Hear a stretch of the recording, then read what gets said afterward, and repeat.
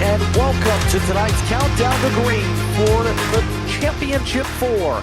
It's the full-length Cup Challenge, and it's here on Maconi Entertainment as we're set to bring you all the action from iRacing's virtual Avondale, Arizona. It's Phoenix Raceway that's ready to host tonight's championship race. Maconi Entertainment's here bringing action from all types of racing, including this series and many others. No matter what you're racing, we can bring the action to life. My name's Justin Prince. Alongside the booth for tonight's championship decider is Kirk Mills. Our producer this evening is DJ Lyon, who's using cameras provided by Whiplash Sim Cams. Tonight, Kirk, we race for a championship. We've had a long season that started all the way back in February.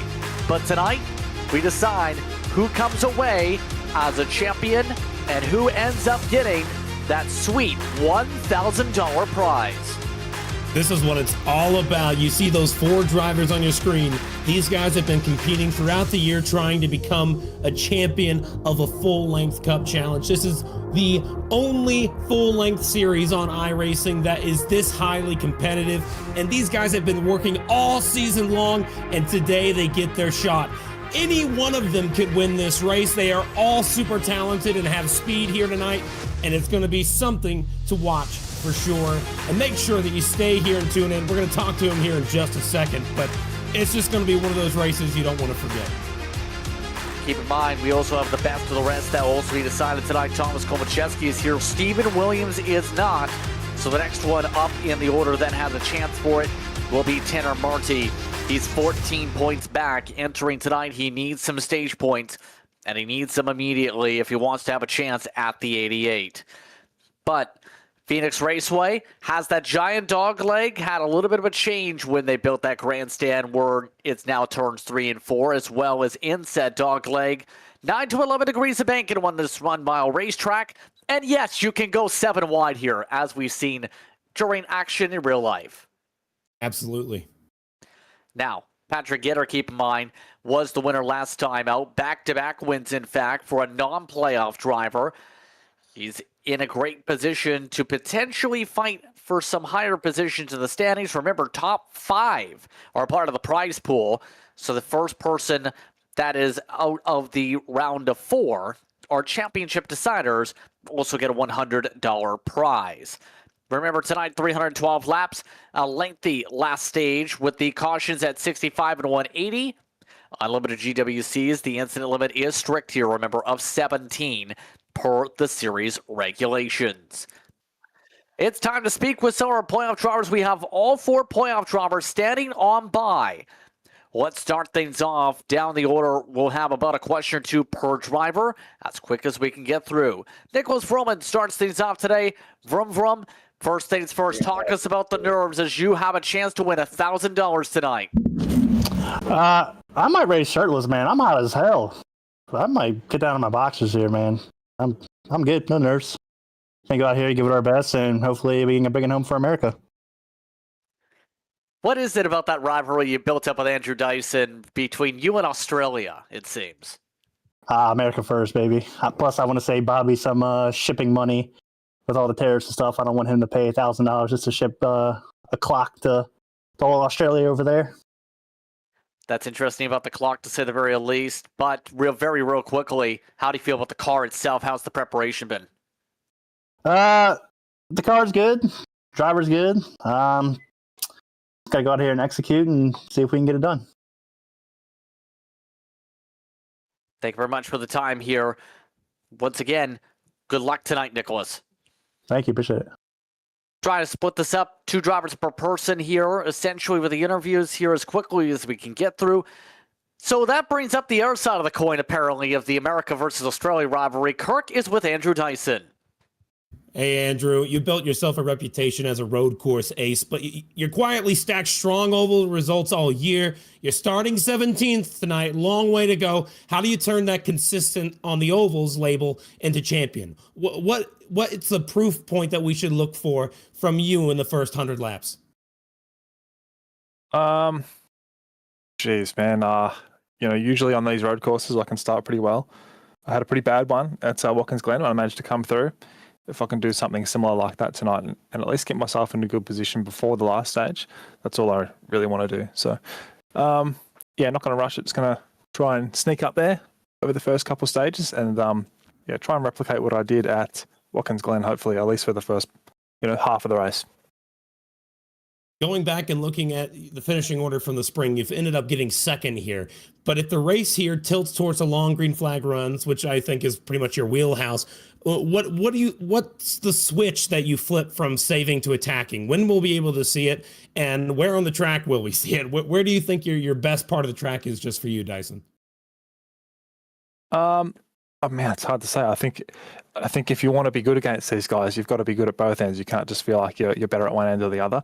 Of course, there are set up things, and that's something that you have to work out during the race when you're around other cars and to see where you are better than other people. But really, we're all like as good as we can be at every point on the track. So yeah, just need to try and suss it out as we go. All right, well, thank you, Andrew. We're going to be enjoying watching you out there trying to win the championship. Best of luck to you, okay? Thank you, guys, and let's go Australia. All right. And now back to you, Justin. Andrew Dyson is extremely pumped up here, to say the very least, you can tell. But also tonight, we have Paul Hill, who is a part of the championship for. Paul, how about your run? You're able to get in with Martinsville. How are you feeling in that 26 car tonight? Feeling good. We're just going to put our best foot forward here. Put in a lot of effort setup-wise this week, so hopefully it all pays off and, we can execute behind the wheel. What will be the telling signs that you feel the most comfortable in this race in the first 100 laps? That's still a question from Kirk. We're not fading into oblivion behind the other three drivers. We need to at least be able to keep up. So as long as I can keep my long run pace along with them, I know short run, I can squeeze lap time out of this car just like the rest of them. But I think really this race is going to be decided tonight by who can manage their tires the best, the longest. And I think that's who will prevail, short of some, 5-lap late caution, and then it's anybody's game again. But I really think it's really going to depend on your long run speed tonight. What would it mean to be an FLCC champion? It'd be pretty cool. This is like my first full season here. So it'd be really awesome to, bring it home for all the guys behind me that have helped me throughout the year. Like Joseph Galata, Tyler Hunter, Nolan Hodgson, just a lot of guys that have put in a lot of effort alongside me, these 36 races, really everyone in this league. But those guys, especially as we work together week in and week out and, build. And so it'd mean a lot being the only car from our stable to be here to win it for those guys, cool for myself too, but really I'm doing it for them. I want to see it through for them and all their effort alongside me. Once you get back to your team here, good luck tonight. We'll hopefully get to speak to you during one of the 2 stage breaks. Appreciate it, guys. Paul Hill, one of the postseason runners. Lucas Hoytsma, he's the 4th driver. He's with Kirk. Hey, Lucas. Hey, you've ridden up this season. You've won on both ends of the spectrum, all the way from the biggest track, Talladega, all the way down to one of the smallest tracks at Bristol. You're sitting on the pole tonight. What's the plan to manage the urge to go now versus protecting your tires and playing the long game? How are you feeling about that balance tonight? It's something that I don't think I'm prepared for. I really don't know what these guys have or how fast they're going to be, and I don't know how much I'm going to have to push to keep up with them. So it's all going to be a learning curve. This first stage is going to be very telling, I think, where everybody's speed is at. So I'm going to be paying a lot of attention to how quickly Dyson comes through the field. And Roman's starting right next to me. Obviously, Paul's right back there, row behind me. So it's going to be... I'm going to be driving pretty hard right from the get-go, but I got a lot of respect for these guys, and I know we'll race clean for this championship. Now, per your car, if you had to trade a little short-run pop for a car that was really, really good on the short run, or do something that you can stick with you for the longer run, do you make the trade to go for longer run or shorter run? What type of car are you running tonight?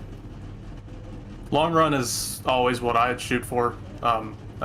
That's usually what works out, especially in this league, clean racing. I mean, this year's been a little different, but for the most part, I mean, we always go green. So I I usually go for that long run, and I think tonight's going to be no exception. 23 cars, there's going to be a lot of room for everybody to breathe, and it's going to go green a lot, I think. Well, thank you so much for talking with us, Lucas, and we wish you the best of luck in trying to win the big grand prize of that $1,000. Thank you. Yeah, back to you, Justin. Lucas Hoitzma, the fourth and final driver, part of the discussions. As he just alluded to, it's the pole for the 97 for the championship race, with Nicholas Vroman in second spot. Also up front, Patrick Gitter, who has been red hot the past couple weeks. Paul Hill is the third out of the drivers in postseason contention. Paul Gallimore makes an air appearance tonight. Neil Pearson starts next to him. That's the highest run of the Dirty Self cars, with Matt DiCiani starting off next to Jacob Simpson. Rounding out the top 10, Tyler Hunter, and Tanner Marty is in 10th tonight, Kirk. Starting in 11th will be Thomas Kulmacheski, followed by Chris Davis in the 12th place spot. Starting in 13th tonight, Dave Hoitzma, great qualifying effort, followed by Daniel Llewellyn in the 32 car. Starting 15th tonight, Ralph Hutchinson trying to bring that 8 car to victory lane, and the 82 of Cliff Mullins going out there one last time with that Pinnacle machine. Andrew Dyson, championship contender, starting way back here in 17th alongside Nolan Hodgson's got a ways to go to get to the front. Then Sean O'Brien Jr., and to his outside will be Alex Murray starting 20th. 21st goes to Clinton Hoffman tonight. Jonathan Delaney 22nd. These were amongst the provisionals this evening. Bobby Anderson is the last of the drivers to take one. He'll start at the tail here from Phoenix. Track conditions on screen. Keep in mind the air temp pretty hot because we are in a desert. It's also very dry, as you would expect. 89 degrees is the track temperature to start. The in-sim time, 1:37 p.m. Are you ready to battle for a championship? Who's going to become $1,000 richer?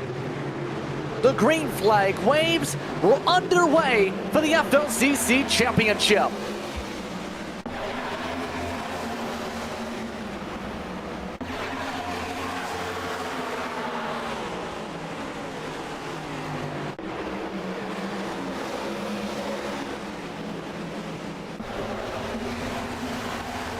Side by side for the lead down into turn number 3 and 4 for the first time today. They are still side by side. Outside line's going to try and carry the momentum on the top. Looks like he's not going to be able to make it work just yet this time. Maybe he's going to be able to clear going into the corner. We'll see how it works going into turn number 2. That middle line can work here tonight, Kirk. That's the major thing. You can see it with Vroman able to make the pass there. A lot of NASCAR drivers utilize it up top.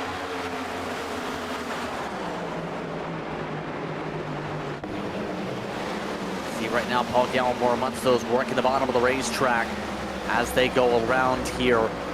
This dog leg going to be utilized by a lot of people. Going to have to be careful, Kirk, to make sure they don't bottom out. What I'm looking at for this first part of this race is to see who's going to be pushing hard and who's not. Right now, everybody seems to just be trying to get in line, get single file. I haven't seen anybody really trying to make too much of a jump towards the front. Looking back, the only one that I've seen do that is Andrew Dyson. He's already up to 13th from his 17th starting position, up a few spots, and he's trying to get by Ralph Hutchinson right now, right in front of him, as well as the 74, Chris Davis. Interesting enough, Tanner Marty and Clayton Hoffman both missed the start here tonight.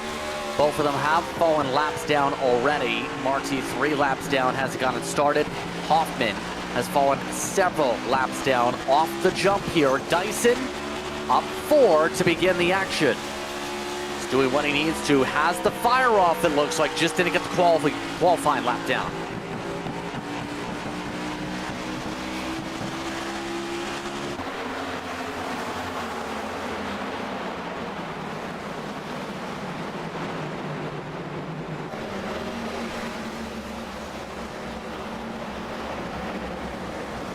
As we go on here with these battles as we get around the racetrack. It's going to be interesting where the rest of the field now tries to settle on down. This run, a fair amount of time, but remember with the stage caution, it's going to be for these drivers tonight. That distance, you can go all the way through for fuel. The whole distance for the first 2 stages just about here tonight, Kirk. So it's about managing the tires for the long run.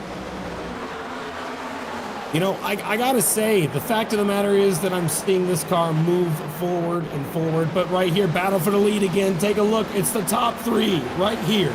You got Vroman on the bottom and Hoytsma on the top. Who's going to hang on to it into turn number 3? Looks like Vroman's trying to make the bottom work. Yes, absolutely. Shorter distance to try and clear, but still get decent runs. Hoytsma is trying to take the lead for the first time here. Hasn't got a lead lap despite being the pole sitter. Looks like he's got the run out of 2. Can he clear fully? The RHM machine is backing up his entries. Being careful. It's the battle of the purple cars here. It's going to be Hoytsma, who does get the lead lap for now. But these two, the 95 and the 97, at least on short run speed here, Kirk, seem very even. Yeah, right now they got to be fighting hard for the position that they got right now because they want to control this race. If you're the leader, you can control this race. And right now, that's what it's all about. Seeing these two side by side, they know they're trying to battle hard for the spot. And Paul Hill's just waiting for one of them to make a mistake so he could scoot on by. But it's all about control. If you got the clean air, you got control. So at this point, it's the question of who's going to clear first here, get that clean air. Dirty air is a factor here at Phoenix. It is a struggle to be able to make passes long run. Once you get settled in, Hoytsma is able to clear at least. But all of this as well, the top 3, a single file out here. Dyson, by the way, for his sit rep, is up to the 10th spot. He's up 7. Same for Noah Hodgson. Ralph Hutchinson up 6 for the provisional, for example. So a lot of people are making their way forward who did not get going in quality. It is very difficult to pass here at Phoenix. It's one of the few tracks that I always like to say is just so dang hard to pass. But for the 41, he's making this look easy. He's already up 7 spots. Same thing with Nolan Hodgson. And it looks like Alex Murray also is trying to go through the field. A lot of these guys have been moving up 8 to 7 spots in that range. You can see that Murray's done that. Delaney's done that. Some of these guys trying to get up through the field. But as they continue to pass cars like Gallimore and Komacheski, who are going the opposite direction, they're going straight to the back. 9 spots lost for Gallimore since the start. Yeah, that's not been a good run for the BMP machine. In fact, both BMP cars have struggled to start things off here tonight. Seeing as though they have multiple leagues, not just tonight. That's going to be something they'll have to work on over the next week, to say the very least. But the dirty self machine of Dyson trying to move forward. Simpson also trying to find a way to keep up. Good run, in fact, for Simpson in the top 5 to begin things. He started clean at the paperclip, and then things just went completely off the rails for the scoring pylon car last race. Last time out, seemed to have the potential, but it didn't land with all the chaos that ended up ensuing in that race. That race ended up finishing with 3 drivers with suspensions. That's kind of normal when you go to the paperclip at the end of the year. A lot of things happen. Can't really do anything about it. You just gotta, stay calm under pressure and avoid getting involved in those incidents as a driver. But looking right now at the 2 car, having one of those seasons that I think is just, improvement is the number one thing I've seen. At the beginning of the year, he kind of was a little over antsy, got involved in a bunch of contact, but his speed has been improving quite a bit since the beginning of the year. But now he's up towards the front, like you said, top 5 spot. He qualified actually P8 today, and his average running position is way lower than what it is now. He's on average throughout the year 16th average running position, but today sitting there in 5th, showing that he has massive improvement in this race, and I can't wait to see what he does next season. All that's wow. Still follow along with the car that needs spots here. 17 laps in. Dyson continues to pick them off one by one by one. Yeah, thinking a similar platform his car is compared to Nicholas Vroman, for example, just based on the team alliances with the setup shop side of things. And Dyson showing why that car has looked pretty quick in the officials this week. Right now, up 9 now. He's needed to go. You know who's also moving, though? Jonathan Delaney. His machine up 11. Absolutely, going a long ways. He started way back outside of the top 20 and 22nd using a provisional, but that car's fast. He won here in the spring. I think there's a wreck on the backstretch. Caution's going to come out for the first time today. And caution flag is indeed out. It's involving Cliff Mullins, who had a rough Martinsville also. Disastrous start to the day for the 82. They have significant damage already. He didn't do it alone, though. I believe the 92 had something to do with it. Yeah, 92 with the wrong contingencies there. Makes contact with the 82, sends him up into the outside wall.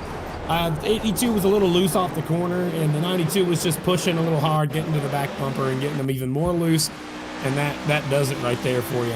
So let's ride on board with Hoffman to see what it looks like. It looks like that the car in front there, Cliff, was blinking a little bit, which is not exactly optimal. You see he's on the bottom, and the 82 comes down clear, but the 82 checks up right there, gets contact, and they get loose and go around. That will bring out that first caution as a handful of folks choose to head down pit road. It looks like everybody except for Hoffman going down pit lane. So, as you would expect, Hoffman taking the wave around since he's multiple laps down. Marty just confirmed he was dealing with technical issues, so he is done. Apparently had a crash during the technical issues. As, hold on, 2 tires, Andrew Dyson just rolled the dice. How about that to move to the front? I mean, it's great practice. At the end of the race, if we have one of these things happen at the end of the race where a caution comes out, he can now know how the car will react on 2 tires because he's going to be able to run that for a little while. We'll see if he's going to stay competitive and can hold track position or if it's going to be a struggle.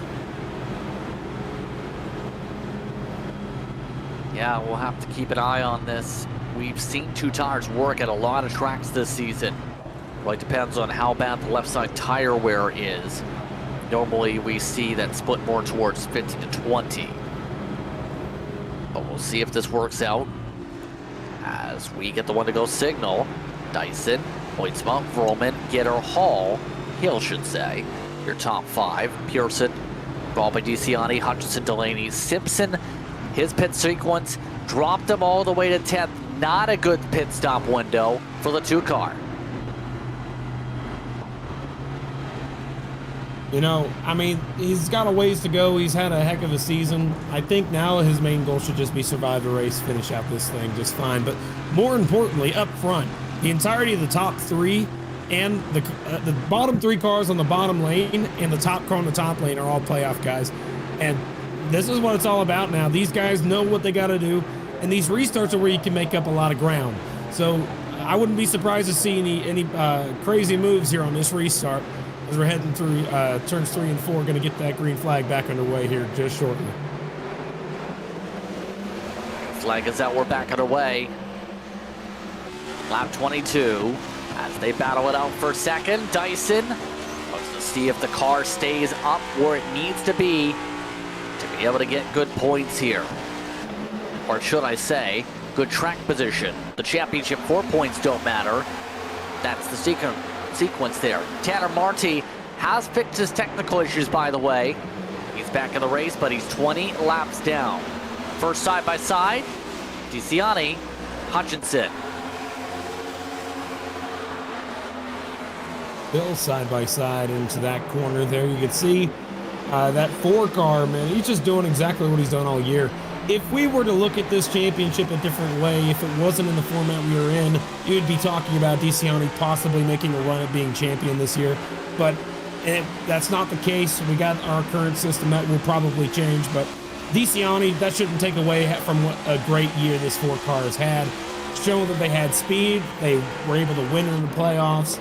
And towards the end of the year, he's just been the most consistent car out of anybody.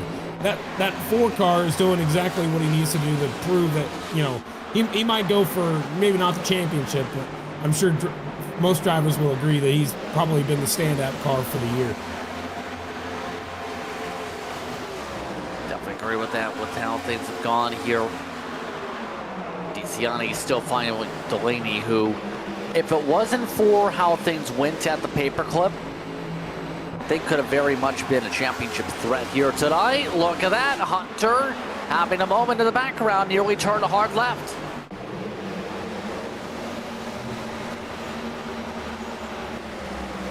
We're able to hold on, stay stable here. They continue on. See DeCiani not able to make the move as Delaney also clears on by. But the point I was trying to make there was we've seen how fast Delaney was last time through at the paperclip.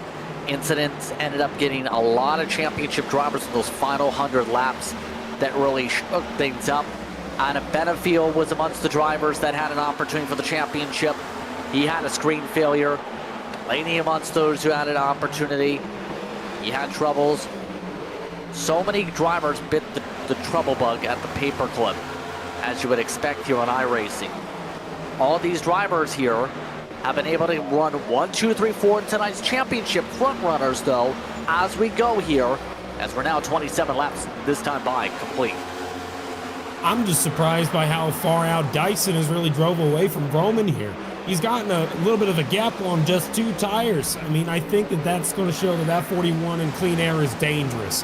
The rest of the top 3's got to know, I cannot let him get clean air next restart. This is not going to be something that we can recover from if he gets out there, at least so far on the short run. The longer this goes, we'll see if it starts to even out or if that gap starts to close. But still, I mean, this is exactly why the top 4 in the race are doing everything they can to win the championship. They're the top 4 positions on the racetrack. It's not something that you would expect to see very often. When you go to a race, to see the top 4 in the points, 1, 2, 3, 4, except for in the championship race. Those guys have cars that are decked out, ready to go. They know what they're going for, and they want to be able to say, I am the champion of the Full Length Cup Challenge. And they are in position to do so. But, I mean, how do you go from 4th to 1st here? I mean, if you're Paul Hill, you're probably not feeling very hot about it. But we're back here looking at the 88 of Thomas Kumacheski. This is one of the drivers competing for the best of the rest championship, Justin. I mean, I think he's doing a heck of a job here after the playoffs have ended. These are all the drivers that have not actually made it to the playoffs. The best of the rest is what that means. Robert Miller seemed to be a shoo-in for that before, well, his attendance slipped away. Komacheski, though, has kept in the races. Robert Miller, despite all the starts missed as of late here, Lil Kurt, still has a chance, depending on how things go, maybe top 5, top 7 out of those standings. It's interesting to say the very least, but Komacheski, he's had decent runs at times this season, and that's why his BMP car has a chance to win that. Not been the easiest night, though, for his team. His team running 16th, 17th. Yeah, thinking about those two, to be honest with you, it's just been one of those years that's kind of mid-pack. He had his flashes of talent here and there, flashes of good moments, but just overall, just a year that felt like that we needed to see a little more. And I think that they can do it. It's just a matter of a little bit more time out there. I think that we might see that team grow more and more competitive as we continue to watch. But take a look here, Delaney trying to make a look to the inside of the 8 car of Ralph Hutchinson there. I don't think he's going to be able to make that work in that particular position, but I think the 8 car, if you take a look, you can tell by the gaps. If you see a car with a larger gap to the car in front, that normally means that's the car slowing down, everybody stacking up behind. So I think that 8 car might actually be a little slower than Neil Pearson just in front of him. So that's why Delaney's able to catch back up to him, and all these guys are starting to scrunch up behind him. Oh, battle for 3rd right now. Paul Hill's trying to make a move on Lucas Hoytsma up front. Trying to build up the run. No one's been able to close up the Dyson since that 2-tire stop, by the way. There's the battle we've been keeping an eye on. Tower Hunter makes a move to push DeCiani's race backwards even more so. But was about to say, Hill has been trying as he might to close up to Hoytsma. But as things go, it's been tricky for the entire top 4 to catch up here. That is Noah Hodgson, I should correct myself. Very similar look to Tower Hunter. Hodgson went with the corn numbers tonight. And F, he's got a sponsor for really the first time this season. I've never seen him with a sponsor all year. That's right, man. That's good for him. Other than Iowa Corn, I think is the one. Yep, that's the one he has on the side there. He ran that at Iowa, but other than that, not very much running any other paint schemes. So it's cool seeing him out there running it. But take a look at the car behind him. You got there's Tyler Hunter, who we were talking about, trying to make a move on the 5 car. The owner of the league, Bobby Anderson, had an interesting year for Bobby. And honestly, it's forget about how the years run. This guy has brought back one of the best series in iRacing. It was going to be difficult to do, and everybody had their doubts at the beginning, but it ended up being something magical. And Bobby Anderson here deserves a lot of credit. So, you know, give it to that 5 car. Had one heck of a year as well, and I'm excited to see how next year runs. But there's a lot of interest. So many people trying to sign up for this series next year and trying to go for a championship again. But the folks that stuck around here this year sure owe a huge thanks to Bobby Anderson for bringing this back.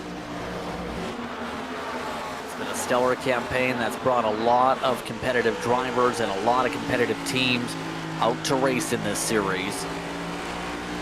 We'll have to see how 2026 fares out. I know next year could be interesting depending on how the format goes, but that's up to NASCAR itself. That is a discussion from another spot. But Alex Murray is up 9. He's an air driver with provisionals. You know, they've spent a lot of time working on this car for this weekend and for the races throughout the week, wanting to showcase they can perform.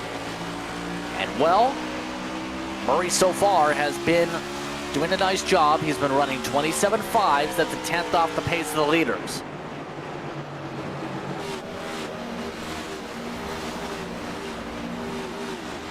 This is just the type of racing that, you know, I think is going to be playing into his wheelhouse, moving towards the front, car after car. We'll see if he's able to keep that march towards the front. But 26, Paul Hill, he's been all over the back bumper of Lucas Hoytsman trying to get by him. A couple times was able to get to the inside, not quite able to make it work just yet.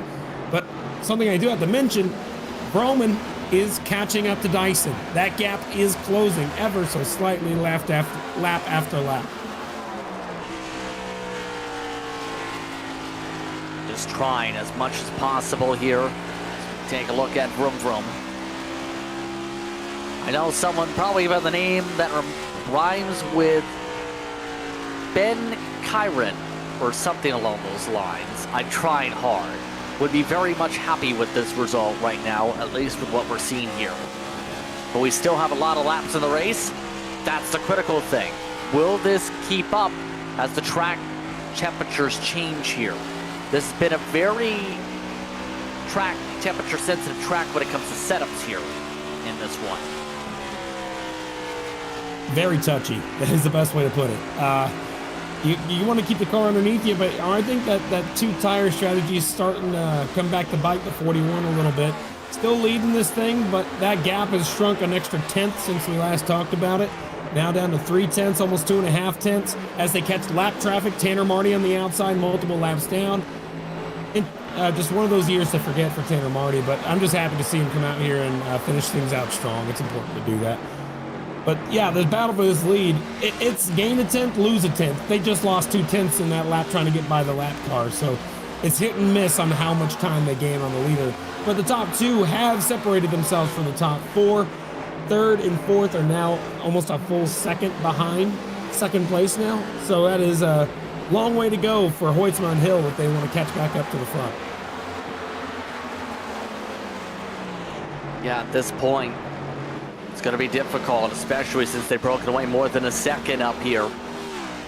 Remember, stage length up to 65 to remind you, so we are at less than 20 to go in stage number 1. Now, there is an interesting note amongst these two, and one is a fan favorite or amongst the driver favorite. One is not. There was a fan vote where 19 of the competitors took part to see who their pick was out of the championship 4 to win the championship. 14 drivers chose Andrew Dyson as their predicted champion. 4 picked Vroom Vroom. Well, that just shows you exactly who's been dominant all year too. I mean, everybody knows the people's champ right now is Dyson. It doesn't matter how this race will go. People will look at this season, see that this man won every single road course race there was, and still won on ovals as well. And it just shows that that guy deserves to be a champion. You know, he's not like the best on ovals, but he's definitely one of the guys that can win on ovals. And he's the best on road courses. So with the way that our current schedule is set up, no doubt about it, he's going to be the one that the people want to see win this championship.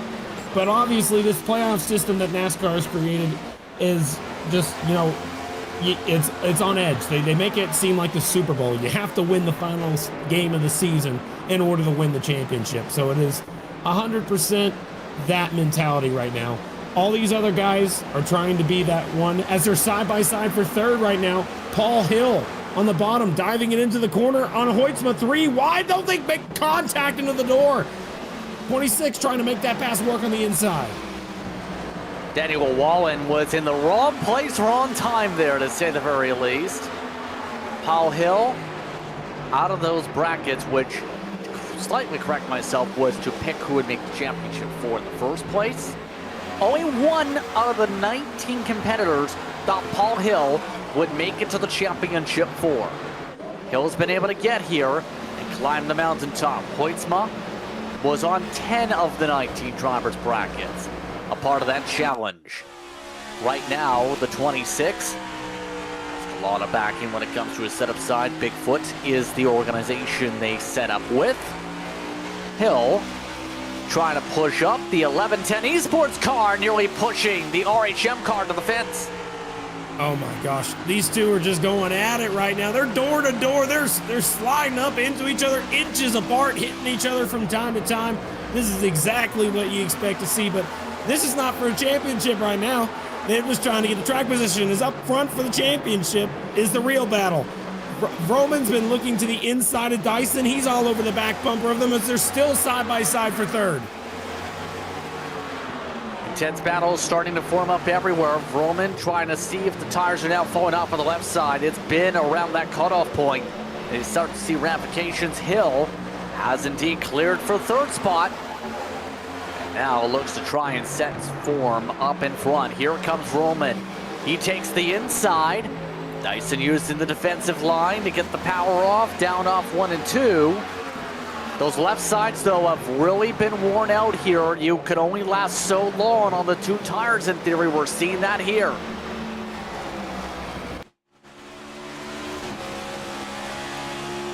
See the side-by-side still as Vroom Vroom tries to wrap the bottom. Each of them giving plenty of space here, not wanting to squeeze each other up here in this fight. Yeah, right now you can tell this is going to be a preview for the end of the race. These guys are side by side trying to get the lead here, and in their heads they could be practicing for the end of this race, saying, okay, we got 10 laps to go to get to the end of the stage. Stages is going to be at 65 today, I believe. That is 100% true, yes. So at the end of lap 65, so maybe that's what they're racing to see if they can make it there. Still side by side, and Roman has the speed this time. I don't know if he's going to be able to carry it. No, he will not. So Dyson still hanging on to this lead and defending really well. Yeah, great battle between these two right now. Up at the front, they have a 2-second buffer. They are starting to lose that buffer as they continue to side by side, but they only have to battle for 10 more laps. 10 laps to go in stage 1. Dyson remains in control. He keeps clear up front. Roman wants to try and get this lead back. He led 7 laps earlier on. It's been 36 straight for the 41. Remember, Dyson throughout the season has been one of the quickest drivers, but has been a majority of the road courses only lately. Picked up momentum on the ovals. And that includes with 6 victories, the season high for that total. The SVG of the series is starting to scrape the walls down. What a heck of a title to give somebody, the SVG of the series. Shane Van Gisbergen and the 41 have so many similarities, I swear. It's just like he's able to win on any road course, and so is Dyson. It's like a parallel universe to me, in my opinion here.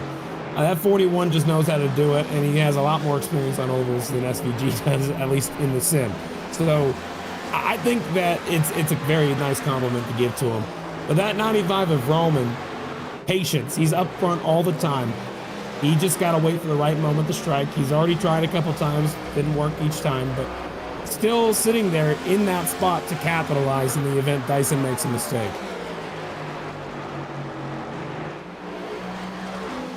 Still looking to try and pressurize one to be able to get this spot. Again, the intensity level's been high all throughout the night, but as we come on around, we'll have 6 laps to go in the stage. Not too much time to work with. Some of the other drivers, by the way, Alex Murray battling back here around 11th, 12th position. Bobby Anderson, Sean O'Brien Jr. Some of the outer battles going on here with O'Brien Jr. trying to hug the bottom. Using the apron even. I'm seeing that a lot of drivers are starting to go below the yellow line on entry. Definitely a unique line, but even Roman used it a couple of times, so it might be something that works better in the long run. I'm not sure if it helps the car rotate or not, or just, you know, keep the car from over-rotating, but you can see this battle back here. The 6th car has been the most surprising out of everybody not in the playoffs so far. The amount of positions he's gained from 22nd all the way up to 5th in one stage, and he didn't even do any tire strategy or anything in that pit stop, so he earned it, driving all the way through it. Really cool stuff from Delaney. Again, don't pay too much mind to his contingencies. Didn't quite get that changed prior to the start of this thing. But, yep, that is exactly what we have right there. The 6th car moving up with just a handful of laps left in the stage. Great race tonight, great battling in throughout. Will Vroman force it along to try and take control of this race? Or will he play nice and save it for later? We've seen drivers like Almirola send it and put people in the wall. We've seen Hemrick, 2 Xfinity Series examples, mind you, go door to door to battle it out for a stage win or a race victory to win a championship. Those are some of the options for later on today. Vroman thought about the bumper, coming to 2 laps to go. This time he has to back it up, got too tight, pit road's closed. I don't think he's going to be able to have enough time to actually try and make this move, but you see Will's on the apron there with just the left side tires, trying to make the bottom line rotate a little bit better for the exit. Does not look like it's going to help him. 41 with the run down the back, and I can almost confidently say as we got 1 more lap left to go in the stage, that 41 car has got this one in the bag. 1 to go in stage number 1. Roman will have to absolutely send it if he wants it. How about to the apron? He's trying something. That line works in real life. This time it doesn't work for him. Didn't get close enough to get to the back end of Dyson.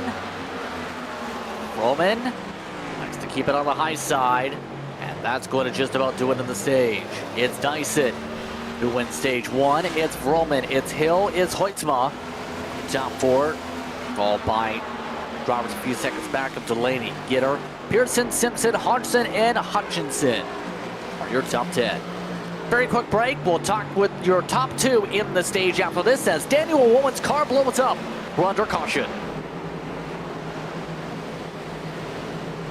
You want to be the best, you can't settle for the rest. For anything on iRacing, there's just one name you need, Maconi. We now provide the best of the best in setups, paint schemes, coaching, broadcasting, and event organization. With cars across all 4 license classes, we have what you need to hit the track with confidence. Grab a subscription and save money while going fast at MaconiSetupShop.com/subscriptions. And remember, at Maconi Setup Shop, there are setups, but your victories.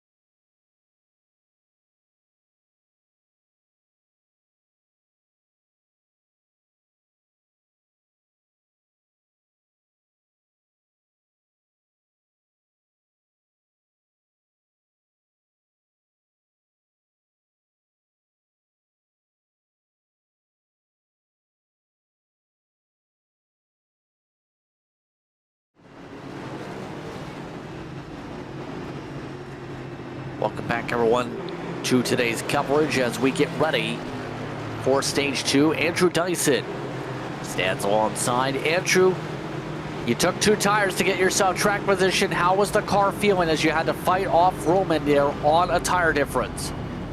Yeah, I did. I purely took 2 just to sort of get myself towards the front. Wasn't expecting to stay in the front. I mean, I thought I'd probably lose a few spots, but sort of be there or thereabouts. At least better off where I was at the end of that first 8am lap run. But man, it was feeling pretty good. But it looked like Roman had a little more, obviously, with 4 tires. So something to keep in mind for later, I suppose. Everyone will learn a little bit from that. Kirk, what do you have to say about this? Yeah, I got to ask you, Dyson. You're out here, you're leading this thing going into this restart. What are you going to do to try and keep these guys behind you? What are you willing to do to keep them behind you? Well, nothing bad. I mean, I just want to go as fast as I can. That's probably the main thing. So I'll try and do that. We'll see what happens. Why don't you get back to your team? Thanks for the time. Thank you, boys. Andrew Dyson in control for the restart. Goes back to Dirty South. And he'll control things here. A long run to the restart zone, remember, here at Phoenix Raceway. It's not like before where you can jump it all the way at the pit entry. Dyson, Vroman, Hill, and Heitzma all in the top 4. Back underway. Dyso gets the launch. I just love it when they spread out like that down on the dog leg there. Looks like that the top 4 are still battling single file, with the exception of Heitzma, who's trying to make the outside line work. Got by Gitter, and now they're single file for the first 6 spots. Yeah, all of them trying to sort things out quickly. Delaney riding in that 6th position as we go. All that being said, Hodgson works himself around on the outside. Owen Hodgson up to about the highest he's been, up 11 here tonight with that pass. He's again the teammate to Hill. He's been a big help. Have to thank with Joseph Galata on the box for both of them tonight, assisting them. Your biggest mover, Dyson, of course, but a tie, in fact, right now with Jonathan Delaney, who's also up 16. And these guys just know how to get to the front, but look at this. Roman trying to make a capitalization here right at the very beginning of this run, trying to make a move on Dyson. Didn't quite work that time, but heading down into turn number 3 and 4, I think he's going to try and set him up and try and pass him quickly again, knowing how important clean air is. But I've also noticed better improvement out of Paul Hill short run. You can see he's stayed up with the top 2 this time, didn't fall back so far. I think that 26 might have a good shot of winning this championship just the same. Right now, some good battles up at the front, to say the least, but Hill looks to battle it out. Again, we are going a fair ways down when it comes to the run order for this stage. This stage will go to lap 180. So a lot longer of a stage when you do the math there. They will have to make a pit stop at some point here, Kirk, in stage 2 if my math's correct. Now it's all about when you choose to come down. You don't want to go too early. You don't want to be the first one down if you're a part of the playoff championship 4. But the rest of the drivers here, you got to be thinking, if you're like Patrick Gitter, Delaney, Hodgson, you know that you're not going to be able to actually win this race in your position you're in now. You got to change up the strategy. You know these guys came out here with elite sets, and they know that they're going to be difficult to beat. So if you want to get one last win in before the end of the season, you got to do some different strategy here and decide on an alternate strategy for the pit time.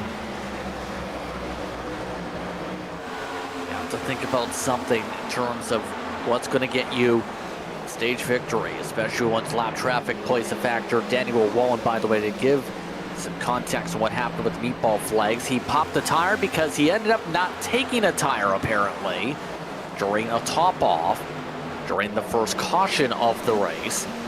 So technically, he had ran the stage on more than 50-60 lap hole tires and still blew a tire. That's going to be a scary sign for today. He's at the tail end of the lead lap right now, but just on track. Going to be potential lap traffic for the leaders pretty soon. All that's well You may be asking, who is in 5th right now in the championship? Well, Delaney has that total right now. He's in line for the final $100 if he stays put here, per the details from the start of the season, where they said it was top 5, not top 4, that end up getting in the prize money.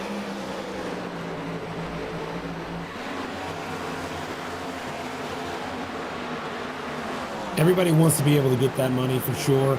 Delaney sitting where he is, he's got a long way to go to try and win the race, but he definitely is in the right spot to win the money. That's for sure.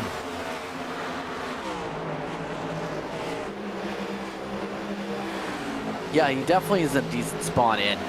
Like I was trying to say, could have been very much the championship if everything didn't go wrong at the end at Martinsville. But Roman, he's pushing hard. Already double digits into the run. He's all over the bumper. Hill staying pretty close. Roman is putting his left side tires below that yellow line, trying to get that car to rotate a little bit, take the shorter distance around like it's New Hampshire.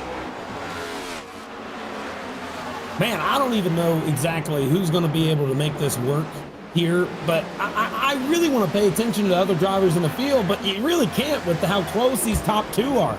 They're just on top of each other, and any bobble, any mistake out of the 41 car will send him straight to the back, and there goes the 95 passing for the lead. That 95 also just might outpace him over time. Right now, they made those adjustments on the last pit road sequence, so I think it's going to be something to watch here. I just can't take my eyes off this top 2, top 3, because anything can happen at any point with these guys and really affect the whole playoffs. Yeah, here we go. Llewellyn time. Lap traffic in front of the leader. This is not a good time to reach it off the corner. 3 wide. Llewellyn bounces off the wall. But Roman decides to play nice and doesn't keep it forced up there. And ends up going back single file. He could have kept it forced side by side there. He got a chance of the race lead. Roman decides to take his time here instead of forcing things with the traffic. Man, oh man, trying to make that top line carry the momentum off the exit there. Just seems to be working for the 41. I mean, they came so close to wrecking that last lap, but now I'm starting to see Paul Hill make his way forward. That's going to be something to keep an eye on, too. Yes, we're seeing that right now with Vroom Vroom. Now getting alongside. No traffic to play a factor this time. Goes Roman, now at the door, stays at the numbers, stays now at the fender, trying to go for the side draft, trying to take over the championship lead. Daiso keeps his foot in it, both of them take the dog leg.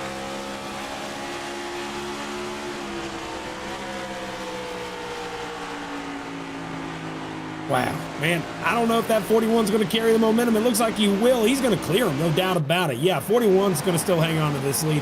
That outside line, he's just gotten mastered.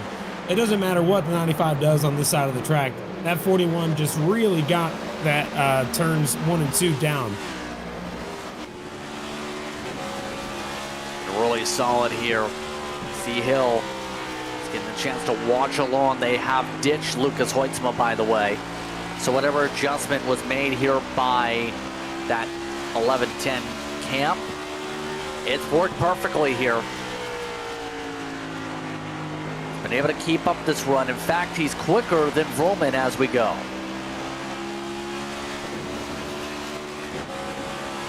You know, one driver missing out on all of this right now. You can see him just in the back part of your picture here as we're still watching these top 2 go side by side. But you can see that 41, he's going to carry the momentum off. They'll be clear.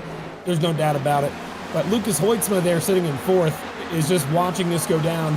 And I don't know what he could be feeling right now. I would be dejected a little bit because I can't keep up with the top 3 here. That would be the feeling. It's just, you got to be able to do something to the car under these cautions. Somehow make it so you can keep up with the top 3. Paul Hill fixed his car to where he can hang up here, but now it's Hoitzman's turn. He's got to be able to make some adjustment to try and get back up to his front. Yeah, we talked talked about some of the struggles with Hutchinson earlier from the RHM camp. Starting to see impact the 97 here the worst way possible for him. So right now, coming up to start lap 90 next time by, look at that angle that Vroman's able to get here. Vroman trying different lines here. Running side by side isn't working here to the inside to make this pass. It's not as simple. He's been trying that higher line to get an arc down, to get back alongside the 41, build a run to be able to slip by. Man, he's so close. You know, if he just makes a little bit of contact, maybe he'd be able to make it work, but he wants to do this cleanly. He doesn't want to just move him out of the way. It's too early for that, you know. He might move him a little later in the race. I don't know. It's all about winning the championship. It's a lot of money on the line. You're going to do what it takes to get it.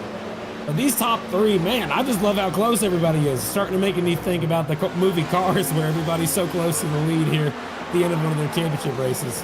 It's kind of cool seeing everybody right there, 1, 2, 3.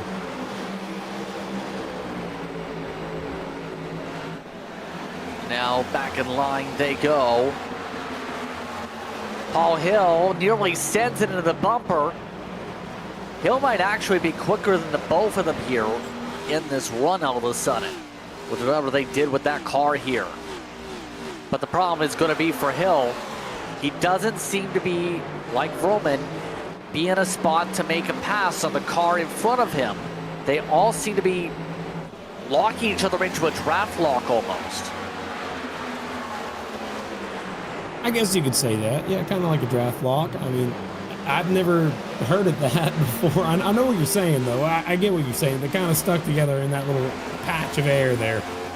But looking at lap times, I think visually, visually, Lucas Hoytsma actually is running faster than the top three all of a sudden. Paul Hill, for example, is running 27.6s. Hoytsma ran a 27.5, so about a tenth faster for Hoytsma compared to the second and third place cars. So I think Hoytsma is catching up long run. Yeah, last time by, Hoytsma was the quickest car on the racetrack by a tenth. All the other lead cars dropped into the sixes, with Hoytsma in the fives. No one else, except for Bobby Anderson, was able to match that feat in the entire field here. So there is a slight chance Hoytsma can join back in and try and peel on by. That's been the tough part about this championship fight, has been able to actually make the pass here, get around. Remember in the case of Vroman, for talking about some of the runs, Vroman ended up finishing 21 starts on the season, missed a fair amount of races, but still won 4 of them. 12 top 5, 17 top 10s on the way to the championship. He also, on the season, had some of the lower totals for incidents out of those who made a lot of starts. 89 total incident points in 2025. He was able to stay out of trouble in a fair amount of races. And that's what it's all about, staying out of trouble. I mean, that's all you're going to be focused on right now. At 41, though, if you take a look up here at the front, you can see he's starting to pull away from Vroman. I think Vroman may have burned his stuff up trying to run the bottom on that little bit of the pressure early in the early run. Now he's kind of falling off a little bit. You can see he's running 27.7s. Hoytsma is still matching Dyson's lap times within 1/10 of a second, 100th of a second, I should say. But I think he's going to end up catching these second and third place cars, but I don't know if he'll be able to have enough time to get to Dyson.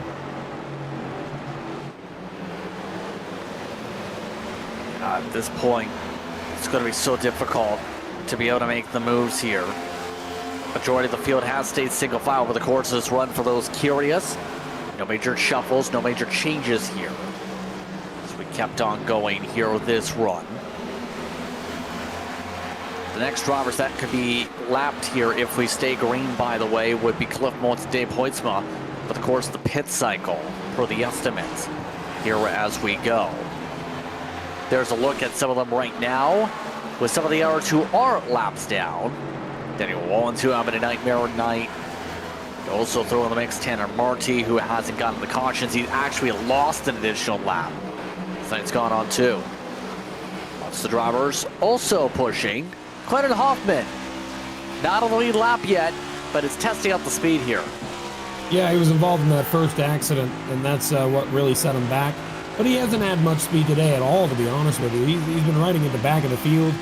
And honestly, I think there's more to be seen out of this car. He had one heck of a season, great championship run, but unfortunately ended last week.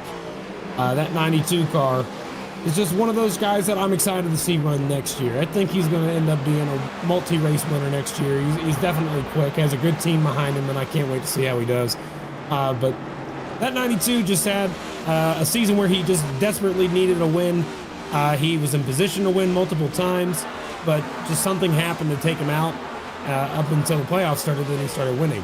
So I think that it's important to note that, you know, he's in a different state of mind, I think, compared to the beginning of the season where he hasn't won yet, but he finally got that win, and I think next year it's going to carry over and he's going to do really well.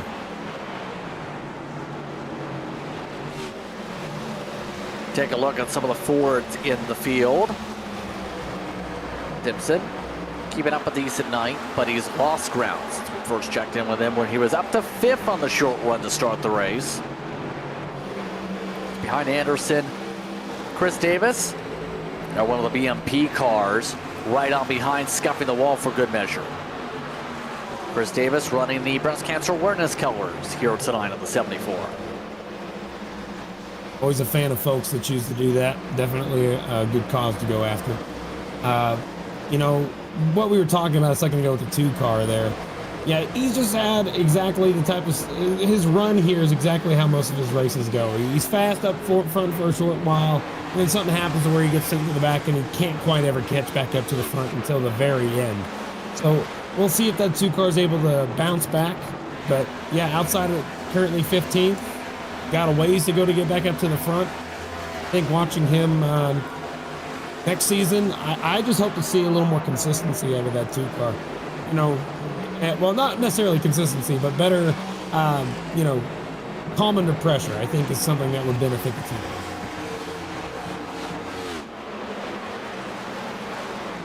That's an understatement here. Keep calm, so critical in these races as DeCiani, who is 6th in the seeding as we go. Following up behind, and DeCiani is letting cars go here. DeCiani, a top 10 driver. Just having some slip-ups on speed right now, just trying to take his time and stay out of trouble here as he lets all go O'Brien and Hoffman.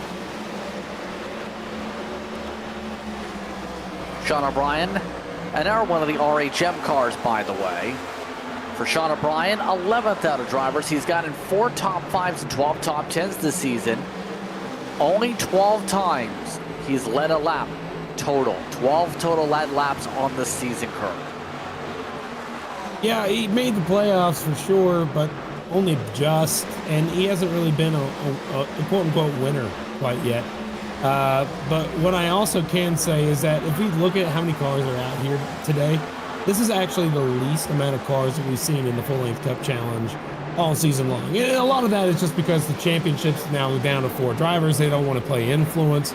They also had the, you know, the 7th game of the World Series tonight. A lot of things going on outside of here that a lot of drivers have chose to wait until Daytona next season to come back.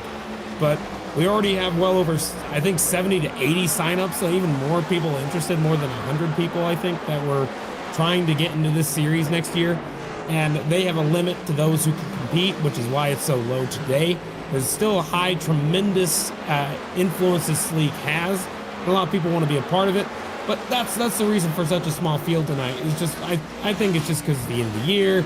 You got a lot of other stuff happening in real life, college football, all that other stuff. It's quite normal to see some drivers do that on the occasion. But up front, Dyson and Vroman. Vroman has just been trying religiously to make that bottom line work.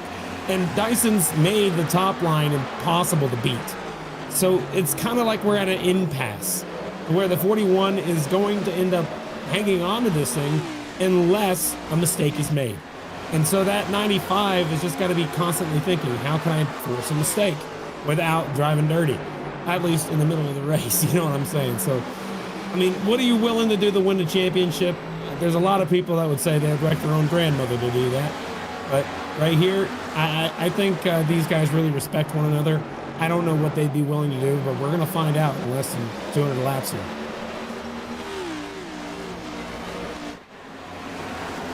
Yep, so far it's been a choo-choo train around the racetrack here. We're 43 laps into the run, pretty close to where drivers in the next about 10-15 minutes may have to start thinking about when they peel on down to split the runs in half here, take the fuel run, and be able to take the tires here, close up the stage. We are racing, we still have 70, now 69 laps to go in the stage.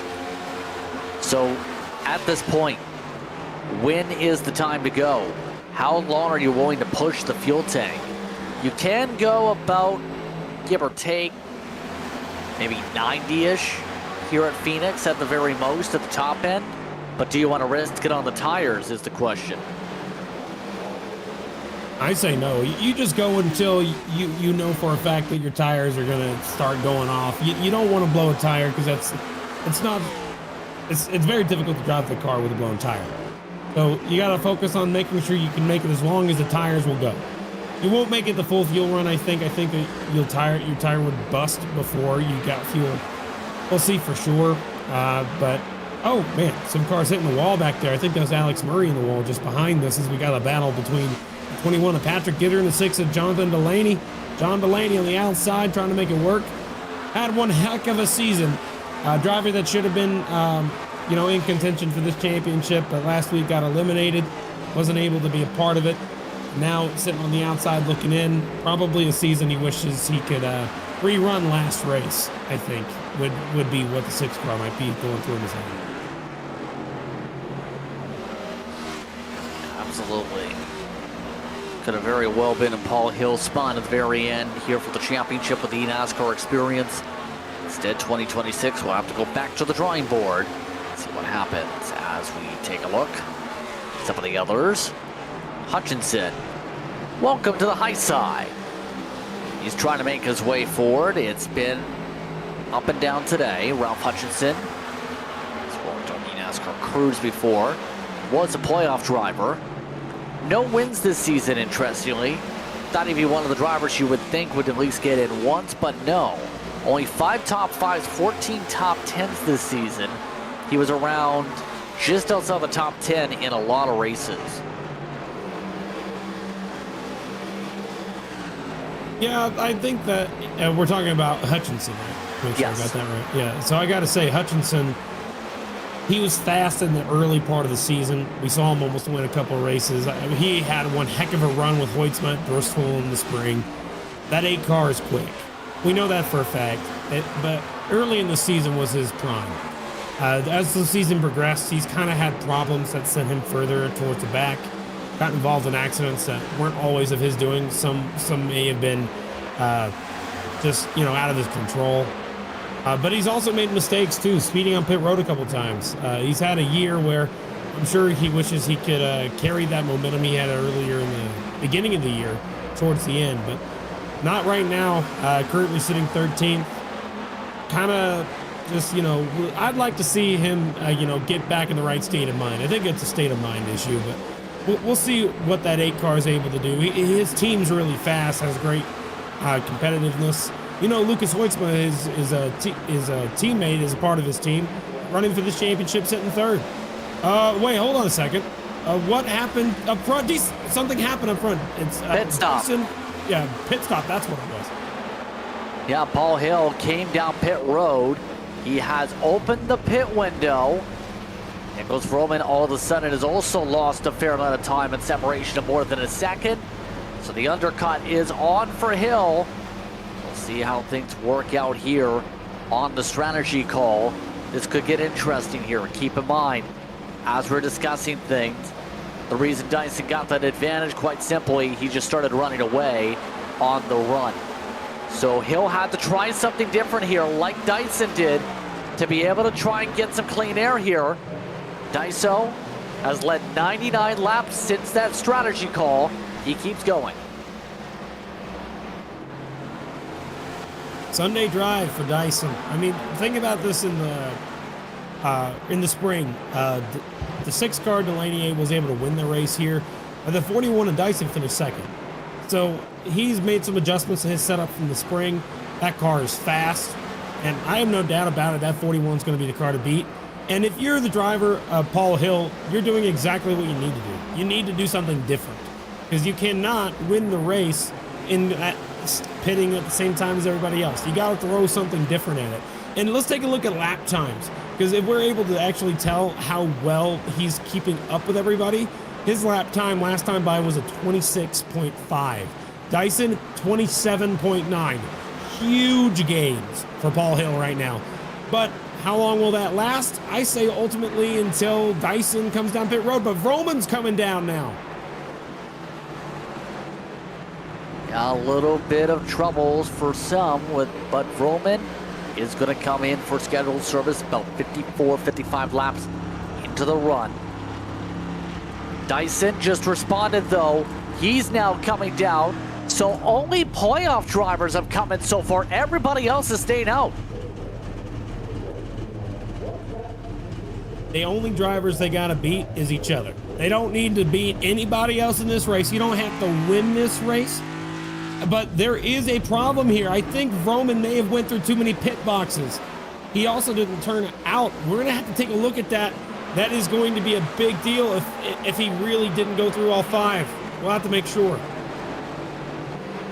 Yeah, that is pretty important. That was actually a huge question that they went over during the practice session tonight. Dyson still rolling his way through, has already completed his service. But now we look to see what's going to happen. I think he went through 4. Like he clipped the 4th. I don't know how. Cliff Mullins just blew a tire going on 82 car. That's going to be something else that just happened as well. So blown tire for the 82. Here comes Nolan Hodgson down the pit road. One of the first drivers, non-playoff, to come on down here. We also have one of the Hoytsmas in, Pearson. Simpson also completing service.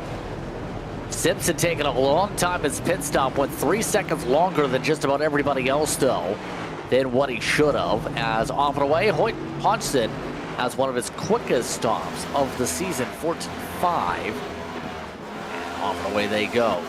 So that only leaves the 97 on the track. I mean, it's an interesting call to stay out here. If you're going to do this now, you just got to go long. You can't. I don't know exactly how this is going to play out here. Oh man, it's just a strange strategy. I don't know why you wouldn't come down here. You see, Paul Hill just unlapped himself, passing him. Yeah, that's how big the speed difference is right now for the fresh tires compared to the older ones. We'll have to see. Oh, look at this charge.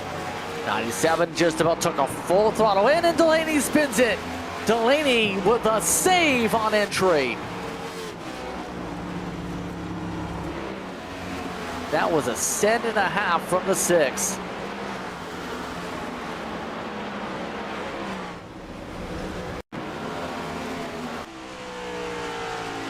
Take a look at this. He went up from the second lane on the pit entry, was loose coming in, was fast coming in, and look out, just about had troubles on the penalty there.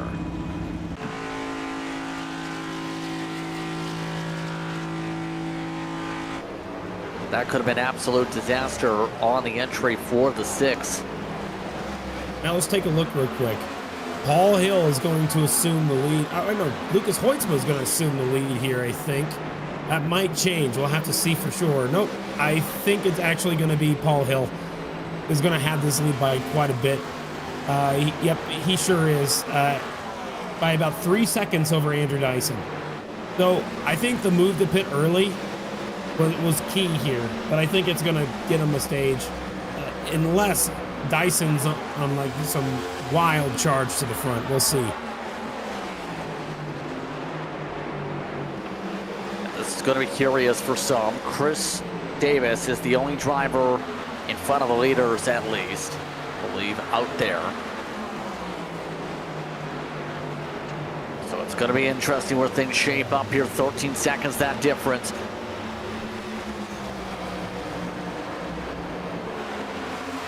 Daniel Wallen, Pelany not moving to the right on pit exit, so it's the 32 who has everything snowball again.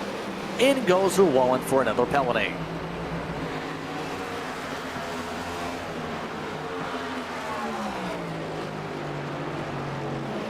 But as you said, Hill's got the net lead. That difference is big, 2 seconds. If he Plus 3. Oh. It's going to close in, man. Yeah, so what do you do if you're Hill to defend here? Save tire as much as you can until he gets to you and then push. I don't know. This is not a position I'd like to be in any way, shape, or form.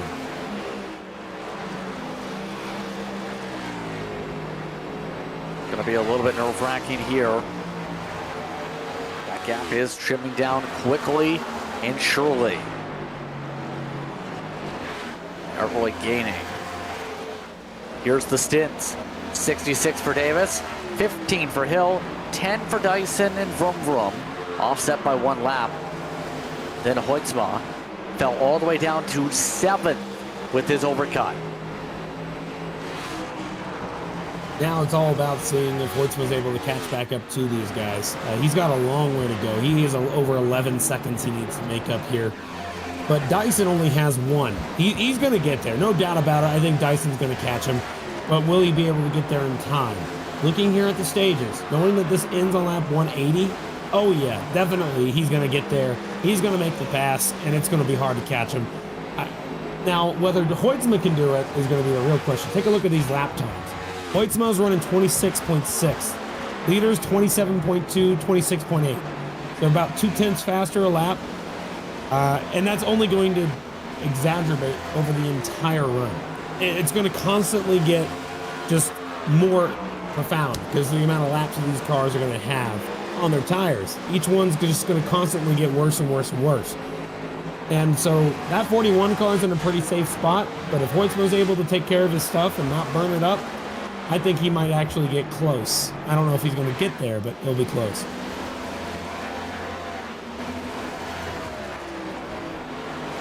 Going to be curious here how this all goes. Let's just keep in mind, though, Nolan Hodgson, 4th place. What a great pit cycle for him.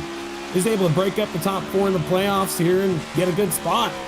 Great pit stop timing and execution to be able to get a top 5 spot. Yeah, nicely done. In terms of that strategy right now as we are. But we still have a lot of time to plan things out here, Kirk, and we're seeing the strategies now converge together. The big difference, I think, though, is Dyson and Roman. 3 seconds difference on the racetrack as we go. That is pretty massive with how that pit went, and Dyson went later than Roman. That should just show how good the entry and exit was for Dyson. He's got to get around these cars. Get around for the lead, though, before things equalize. Can he find a way cleanly? Gonna find out right here down the back. 41 with the run, trying to make a move to the inside. Is he gonna make it work? Looks like they're side by side. Yeah, he's gonna get this clear on the exit here. He's gonna dive down as low as he can go. Oh yeah, still side by side into turn number 2. 1 and 2, I should say.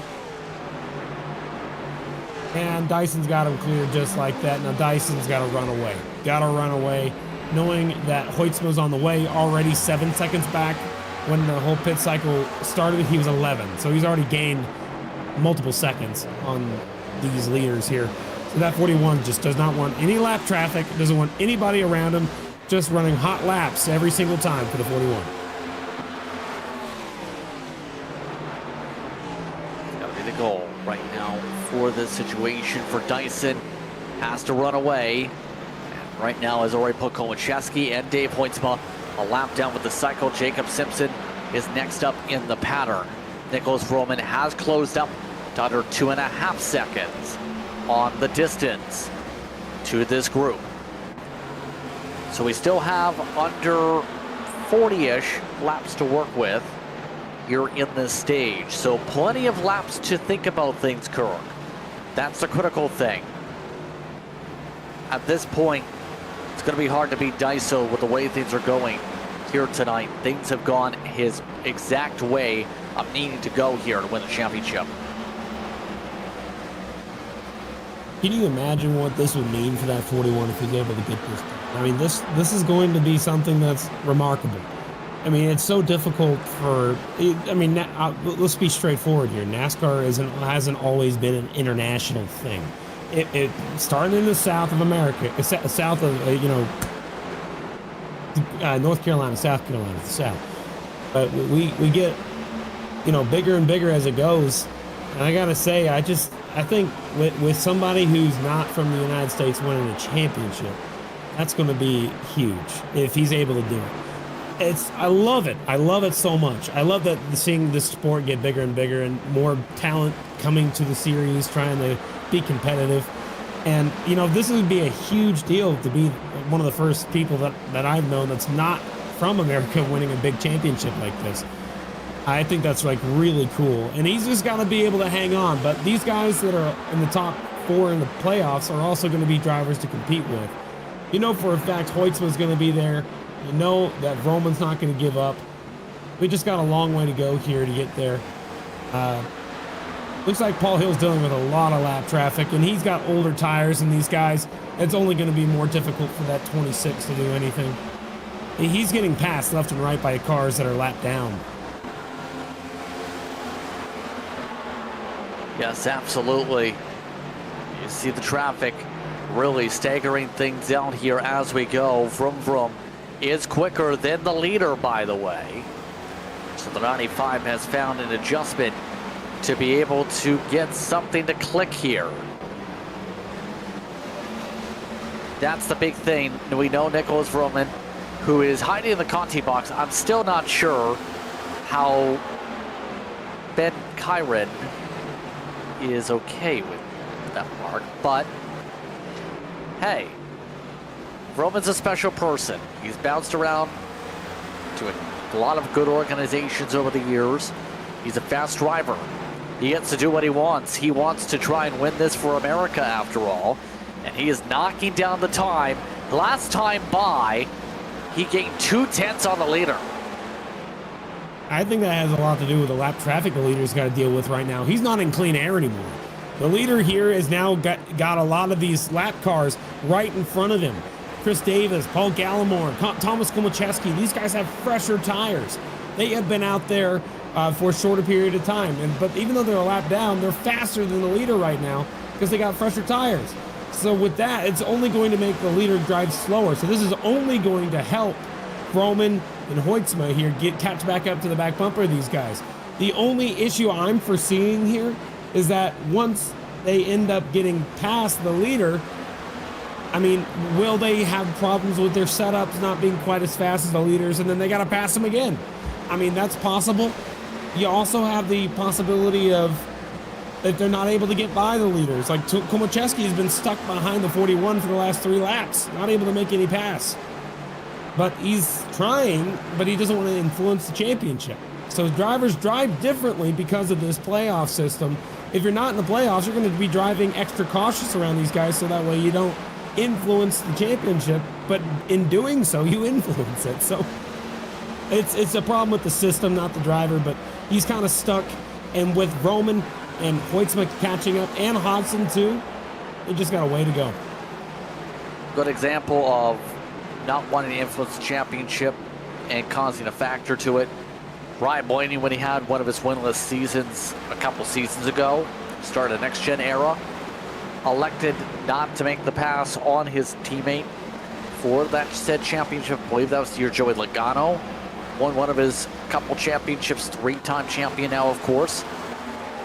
He could have won that race, was faster than 22, arguably, on speed, but elected not to disrupt things and let his teammate get the championship. Sometimes you just have to think big picture Do you want to be that guy who wrecks the championship leader on the last lap so you can get your first win of the season?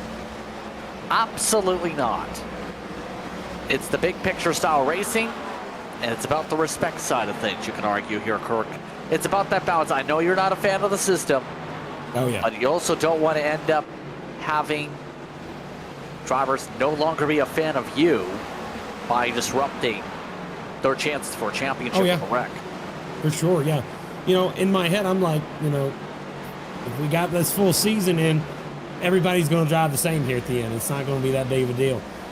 You know, you focus on the car and the race, because winning the race is everything. I always say, you know, I hate to bring this up, Ricky Bobby, you know, he always went for the wins. He didn't care about no championship. He cared about the wins.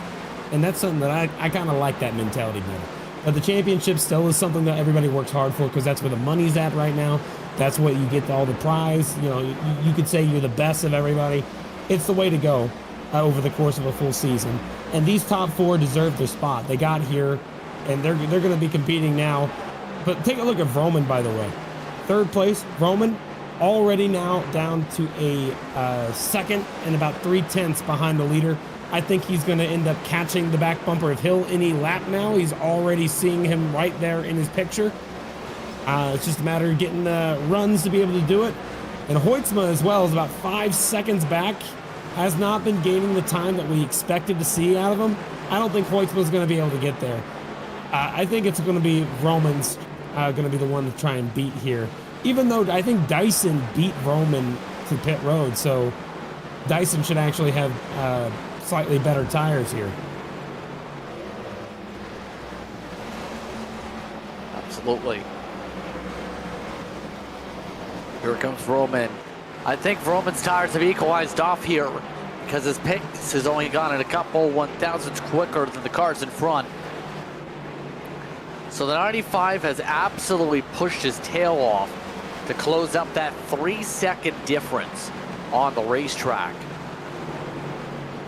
Still, he's going to have to pass by Hill. He is finding extra lanes here. That outside he was trying a little bit earlier, Kirk, is clicking now in 3 and 4.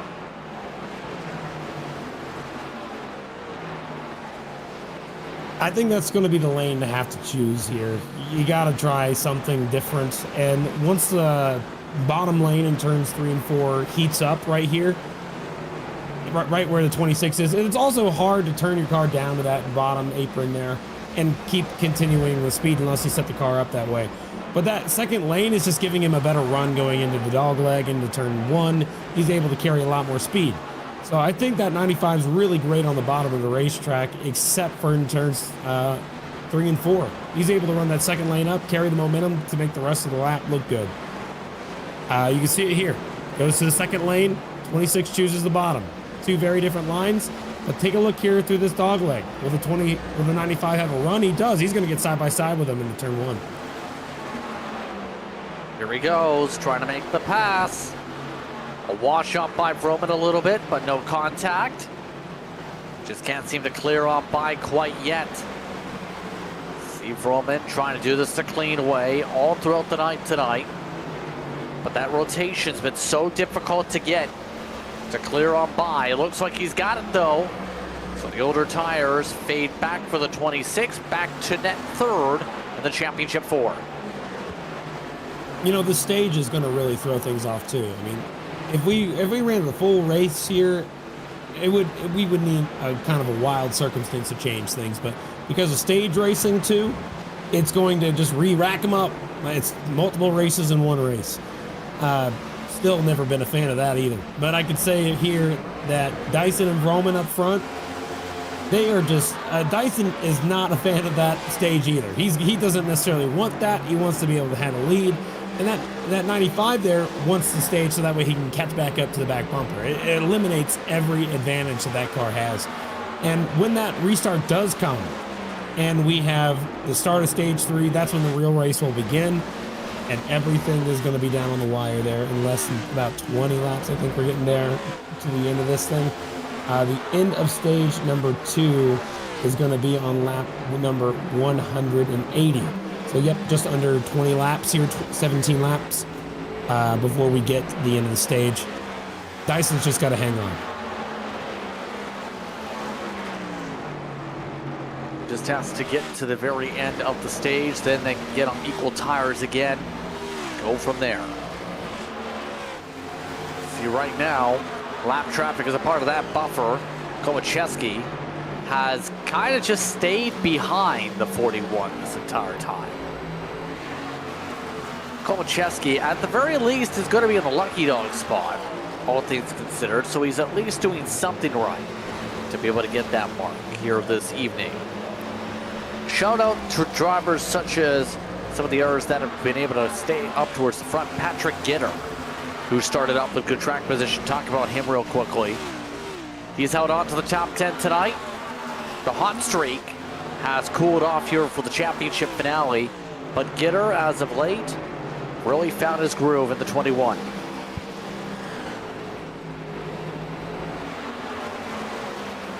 '21 car is just one of those guys that we've seen do really well at the beginning of the year. He won Daytona. That's how he was able to get to the playoffs. But he wasn't able to actually make it towards the later rounds of the playoffs, but he's still won the last 2 races. That guy was able to win at Talladega on the big track and then go to the shortest track in the sim at Martinsville and win there too. That 21 can just win anywhere on any given week. Short tracks and super speedways seem to be his strong suit. This is not necessarily what I would, they say it's a short track. I wouldn't consider it that. It's not necessarily the same as something like Martinsville or Bristol or even Richmond for that matter. This just feels completely different than a traditional short track. So it's kind of its own hybrid, but that 21 car showing speed week in and week out wasn't necessarily the case. It was more just on specific race weekends. But towards the end of the season, he's gotten a lot of speed, and I like seeing it out of the 21 car. Yeah, great run in this final few stretch of races.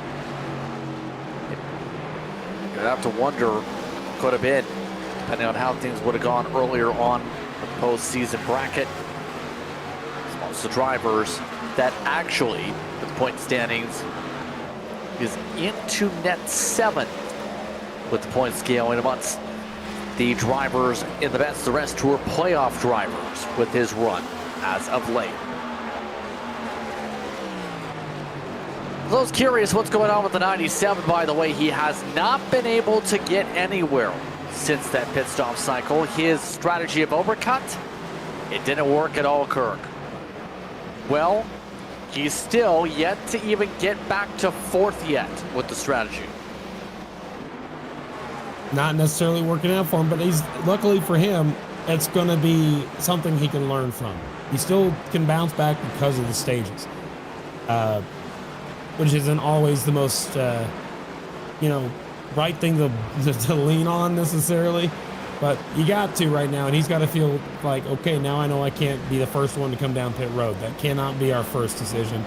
And we cannot be the last one to come down pit road either, because that's not the right decision. We saw Paul Hill go down first, Hoytsma come down last. And right now, both of them are behind the top 2 of Dyson and Vroman, may I mention, the gap is closing between Dyson and Vroman as well, with just about 9 laps to go in the stage. But at least they learned that. You don't want to be the first, and you don't want to be the last. You want to be the car in the middle.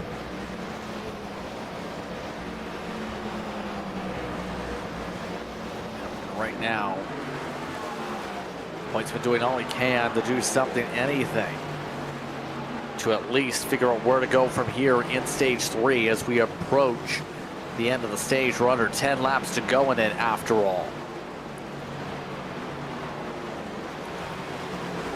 Under 10 to go in the stage. Right now, Dyson on domination station mode has led more than 100 laps here tonight. For those just tuning in, your championship 4, remember, Dyson, Vroman, Hill, and Hoytsma. Lucas Hoytsma specifically. And Andrew Dyson, since a 2-tire call earlier on in the race, has dominated. He hasn't let go of the lead since the first caution of the race, and has continuously maintained pace. It's going to become very interesting what drivers will now do by the time we get to stage 3 to try and take this away, because stage 3 is going to be the bulky one of the night. You're talking about a stage that will be up to lap 312. That stage feature even longer of a distance compared to stage 2 to close things out here, Kirk. And that will be where drivers will be pushed a little bit more to the limit here. We've seen how important the tire wear difference, even the time of the right pit stop lap, was. Just the difference of Dyson and Vroman was 3 seconds. I mean, it's coming down. I don't know if he's going to get there. Vroman catching the back bumper of Dyson, but we know that the 97 came up and got by Nolan Hodson, so that's good for him to be able to get back to the top 4. But Vroman showing he's got late run speed, and I think Dyson might, I mean, I don't know if he's doing this on purpose or if he's saving some tire here. But it's getting closer here at the end of the stage. We're coming to get, I believe, 4 to go in the cross the stripe, 3 to go, something like that.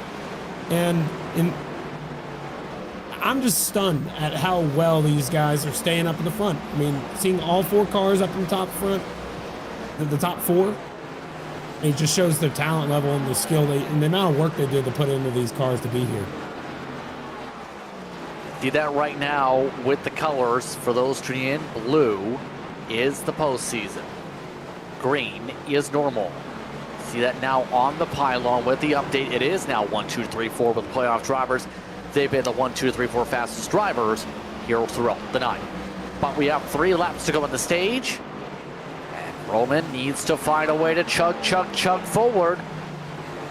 He's still not close enough to go to the bumper. He was trying to hit the bumper a little bit, tiny bumps at the end of stage 1, but it didn't really move the 41 at all.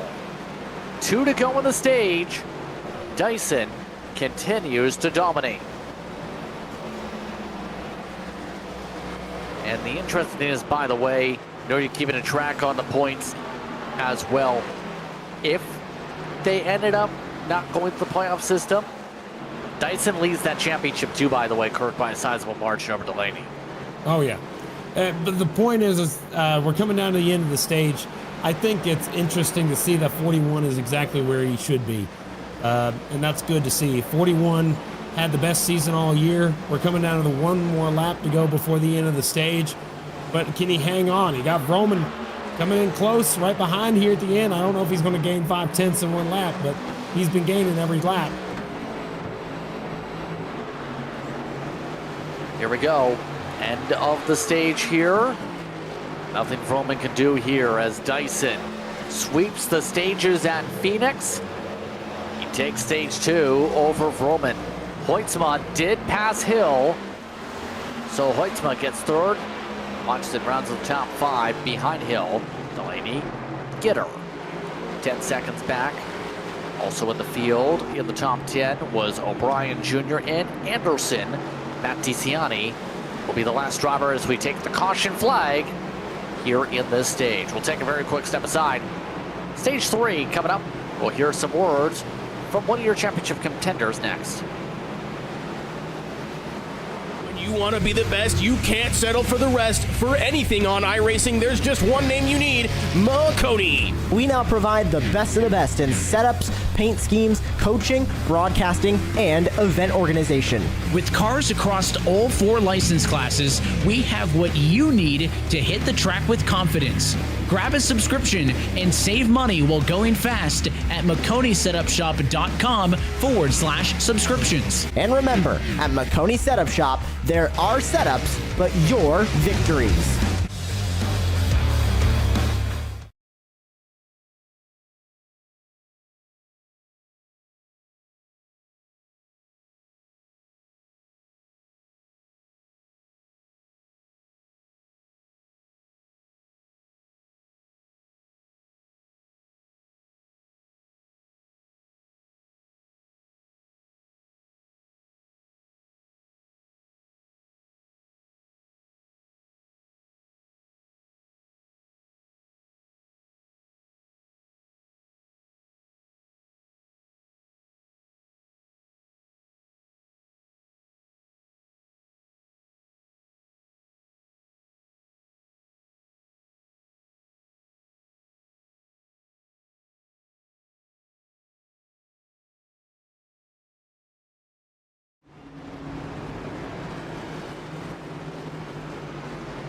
Welcome back, everyone, to tonight's coverage here on Maconi Entertainment as the full-length Cup Challenge Championship race continues. Let's talk with one of the Championship 4 drivers, Paul Hill.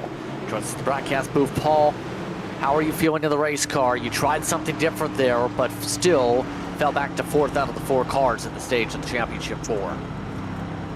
Yeah, trying some stuff while we can. We knew we would have a reset with a caution, so learned something.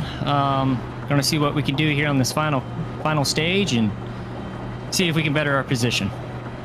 What did you learn? Can't say. You don't know who's watching, right? Good point. Thought I would ask Kirk. Yeah, no, I got to ask before we get back going, man. I understand you're in a position now where only one person voted you to be in the Final 4. What do you have to say all to those naysayers that say that you don't have a chance here? What do you say to those folks?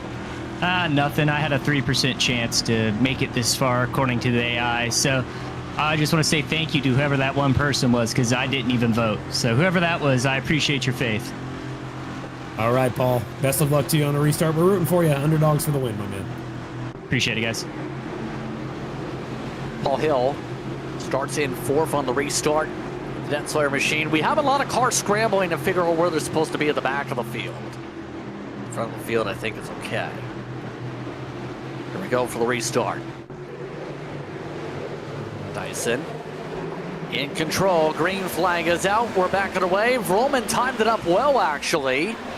But Dyson uses the dog leg to his advantage. Clears on by. It's 1, 2, and 3 positions, as well as maybe 4. Sell a single file. Yes, they do. Delaney couldn't get alongside Hill. It's all about now. It's all about track position, getting to the front as quickly as you can, saving the tire, hitting at the right times. There's so many strategies that can happen here. Now you're nose to tail with your other competitors. What are you willing to do to win a championship? I cannot wait to see how they play this, what strats they choose. There's just a lot of things going into this tonight. Yeah, a lot going into how things have fared out in terms of racing tonight.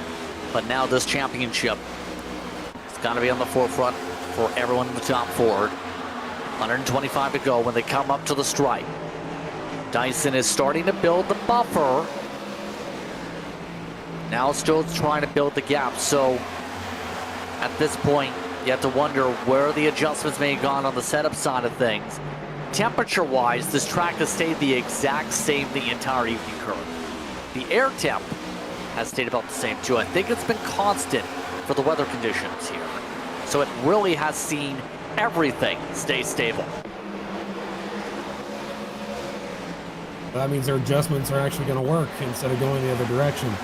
So what I could say here is, I'm just surprised at the line that the 41 is running compared to the other 3.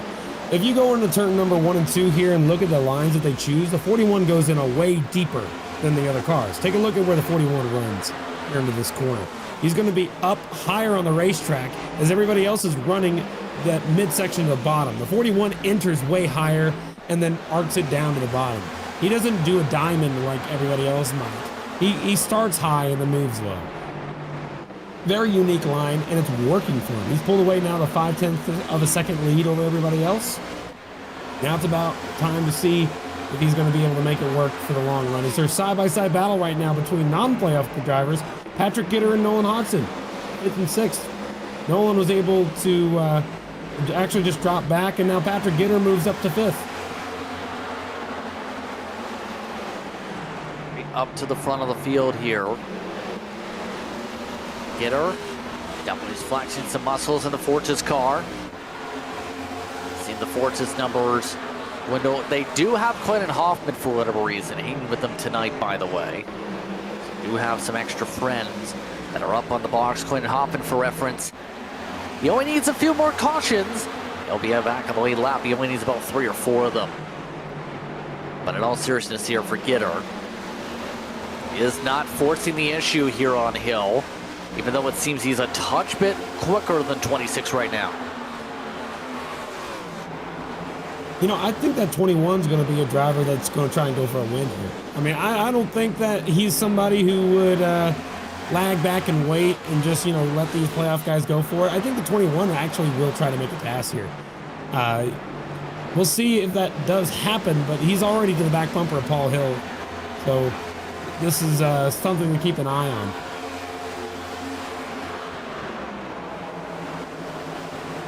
Now we'll see if Gitter's willing to pass a playoff driver here. Is setting something up to maybe think about something here. Back and forth to the inside, though, in this fight with 119 laps to go in the fray. So we have 15 cars, by the way, on the lead lap. The one thing I will note, this is your smallest grid of the season, surprisingly, Kirk, for the championship race. Again, disappointing, but we've seen massive fields. We started off the season with as many as 45 cars in some of the races. We've had a plethora of drivers who made appearances.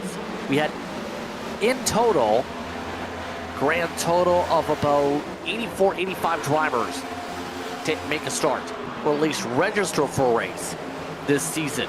80 that actually made at least one appearance. You're absolutely right. A lot of drivers came and went. Some drivers from other parts of the country. One of my favorites of all time, Juan Petrovics. I believe he's one of my favorite drivers to ever race in this series. He only ran in the first part of the season, though. Hate to see he didn't stick it out, but he also had to get up at like 2 in the morning for these races, so we understand as why he didn't stick it out. A few others, Ryan Strunk, a couple, Coke drivers tried it out. Christopher Hill tried a couple of races. So you'll see that happen from time to time with some of these guys coming out. But the full-time drivers are here. They decided to stick it out, keep racing. Drivers like Hutchinson, you got Pearson, Bobby Anderson, of course, Murray, DeCiani, O'Brien, all these guys in the top 10, with the exception of Roman. Roman was kind of the only one in the top 4 in points that has less than 25 starts. He's at 21 starts total for the whole year, with the other 3 in the playoffs with 33 or 34 starts. So he started a little later than others, but he's been really good and shown that he deserves a spot here in the championship 4, even though he doesn't have all the starts. You see right here, Paul Hill is trying to look to the inside of the 97. Not able to get it done here, but he's still trying to show the nose here. No, there he goes. He dives it in to turn number 3 and 4 here. Trying to make his way up to 3rd. He'll get his way around Hoytsma. Takes a very hardy cut on the dog leg. Hoytsma lets him slide up. So Hill able to jump to 3rd here, just like that, Kirk. Now, he says thank you on the radio for the space. The gap is already 1.1 seconds. Hill needs to get a move on as we take a look at Hoytsma, who is now trying to make a move on Gitters outside. Oh, there he goes. Yeah, what a move. I mean, he had a big run going off turn number 4 there. Had to back out of it. Now he's going to try that top line that Dyson likes to run in. He just carries so much speed in the center of the corner. He's going to be there, and he's going to probably pass him down the straight here.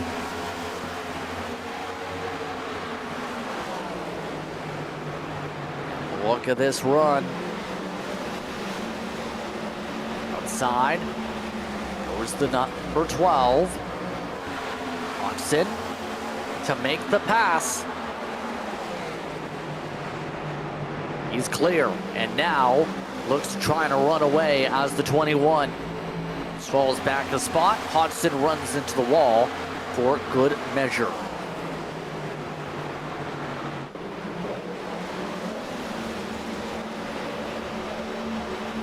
All this is while the rest of the field tries to sort themselves out with 110 laps to go.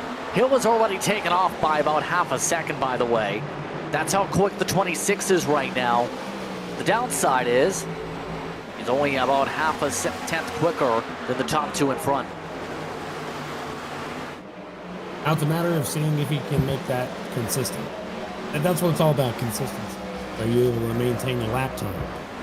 Roman, we've seen, is able to catch the back bumper of Dyson throughout the run, but once he gets there, he has an insanely difficult time trying to actually make it. And knowing that he has to do that to win the championship that opens up a lot of different doors here. You look at those lap times. I mean, they are running nearly identical. I mean, within 100th of a second difference. It's so close. Oh my gosh, man, they're running mirrored lap times. These guys just know how to keep their cars running the same speed. Hoytsman's not quite there, but everybody, even, I mean, relatively, it's not quite there. But in reality, if you were to keep within a tenth of these guys, normally that's a cool thing. But here, no, Hodgson just got by Hoytsman. Look at this for 4th place. Hodgson says, you know what, I've got speed, I'm passing you. First times we've really seen the top 4 broken up here. So Hodgson is rolling. He's following his teammate here in Paul Hill on the racetrack. And now it's the 12 driving for himself and for his team here. See if he can upset the apple cart a little bit. Of course, last time out, tempers flare with him and Murray with contact. Still ended up finishing in the 20s as a result of that DNF / parked it from the contact. So as he tries to chip away this gap here, some of the yards like Bobby Anderson in the background are also making some passes. Some people are getting a little impatient of just staying in line and working together. Alex Murray, he loses the top 10 here. But surprising for the 7, he was a contender at Martinsville last week. Could have won the race if he had just the right time of the caution flags, as it not getting one. But that 7 has only been able to get around to 10th, 11th tonight.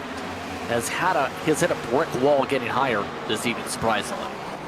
Yeah, that brick wall actually is just a giant wall there that the top 9 have been making. He's not quite able to get through. But one driver right behind him, I'm really surprised with all year in terms of improvement, Neil Pearson. This guy, I mean, I'm just really happy with the way he's been driving this year. Teammates with Andrew Dyson. At the beginning of the year, he's kind of iffy on the ovals, not quite there 100%, but he was really quick on the road courses. But now he's improved steadily throughout the season, having great runs as he goes. And, you know, barring some accidents that happened to him in the past, I think that 62 has just grown a lot this year. And seeing Neil Pearson out here still running top 10, top 12, great to see. I love seeing that for sure.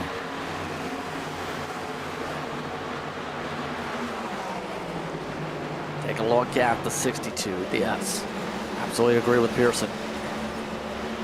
But all this as well, this field looks to try and get itself to 100 laps to go on the season, 102 at the stripe.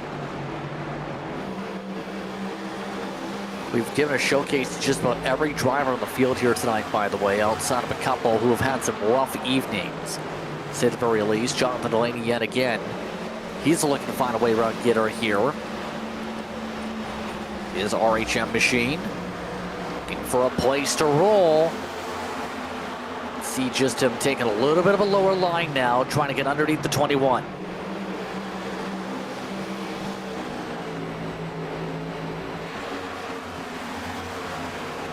You know, what a year for Delaney. I mean, if we were doing the full season points like we talked about, he'd be in contention to possibly win the whole thing. He'd be the close, but this week, remember last week he got eliminated, wasn't able to carry it in, but still just a really, really good year for the 6 car this year. And I think he's going to come back next year with a vengeance. And his main thing that I think he just needs to work on is avoiding the incidents. He gets involved in accidents that one of his doing multiple times. He also forced it a few times, but it's just one of those years that I think that he should be proud of. He had a good run, and next season is going to be even better, I think, for that 6 car Johnson.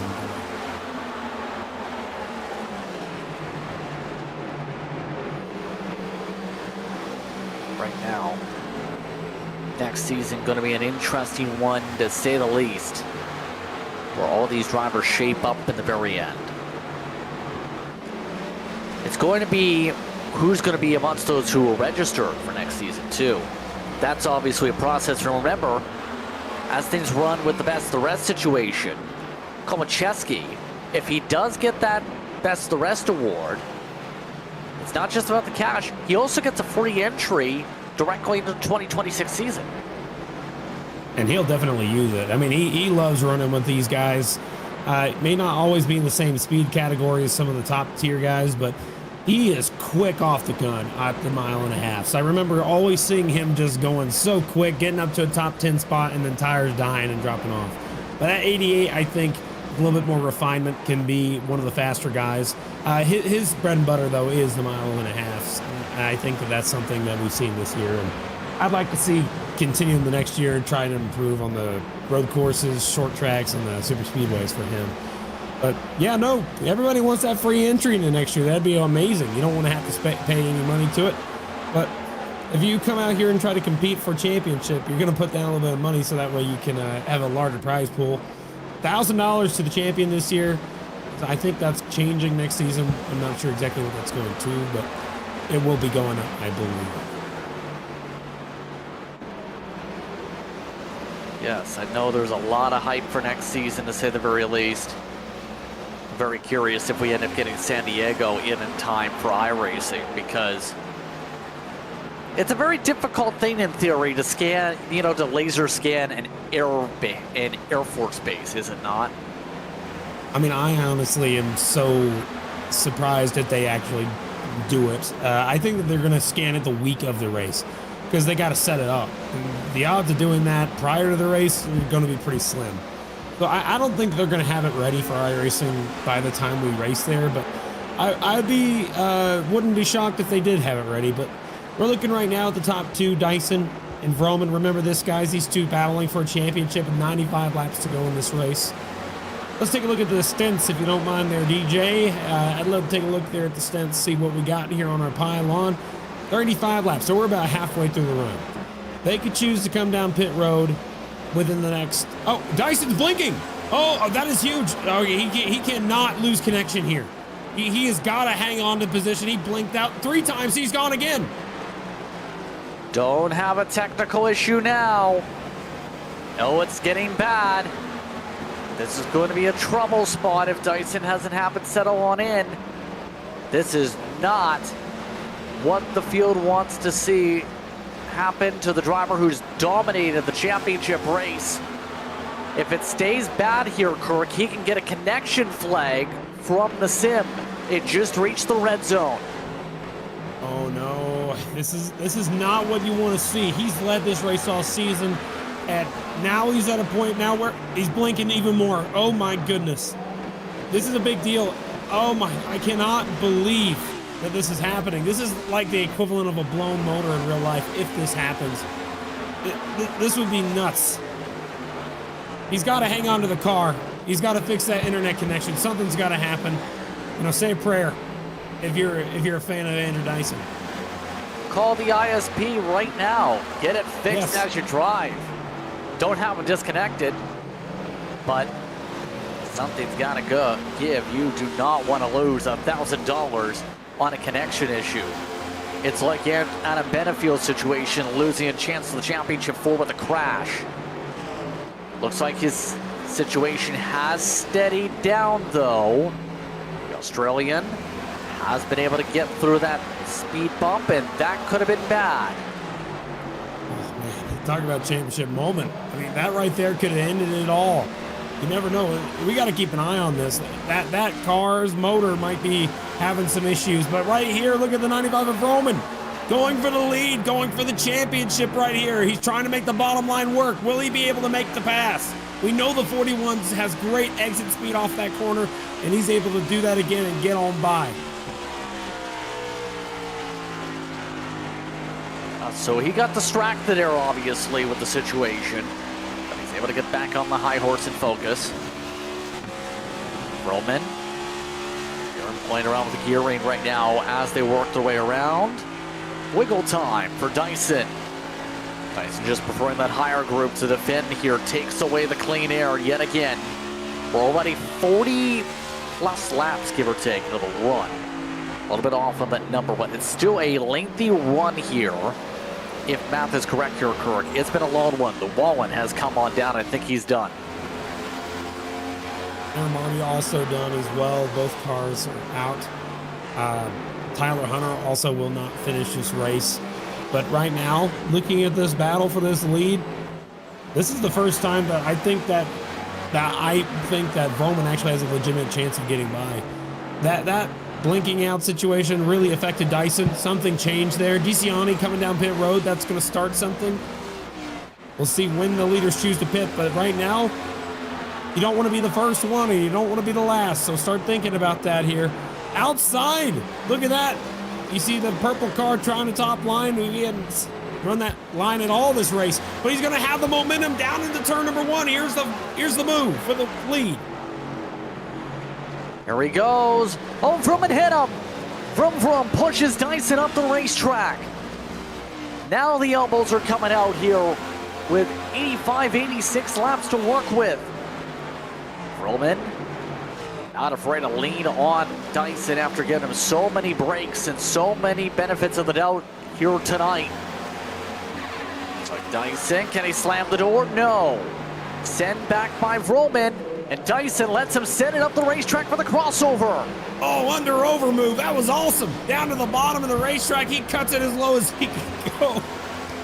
Wow. He made the pass. He hang on to that lead. That was a heck of a move by Dyson. So Dyson able to get the swap over, absolutely brilliant. Now, this has all allowed Paul Hill right back into it. He's within 1 second of the battle for the race lead. Put him in the popcorn seat. The next time they go side by side like that with some maneuvers here as they continue this run.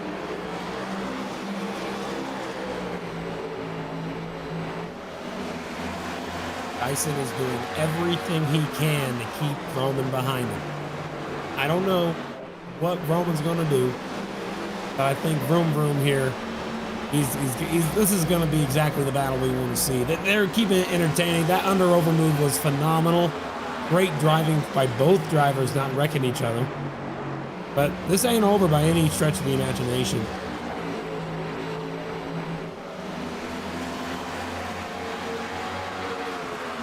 A lot of chances for a move. Patrick Gitter, interesting enough, just at the fastest lap. That's because he just pit with Matt DeCiani. I think those two might actually be on a 2-stop strategy. Now it becomes a question. 1 stop or 2 stop would be the leaders. I think that they've already made their bed. I don't think that they are going to do the 2-stop idea.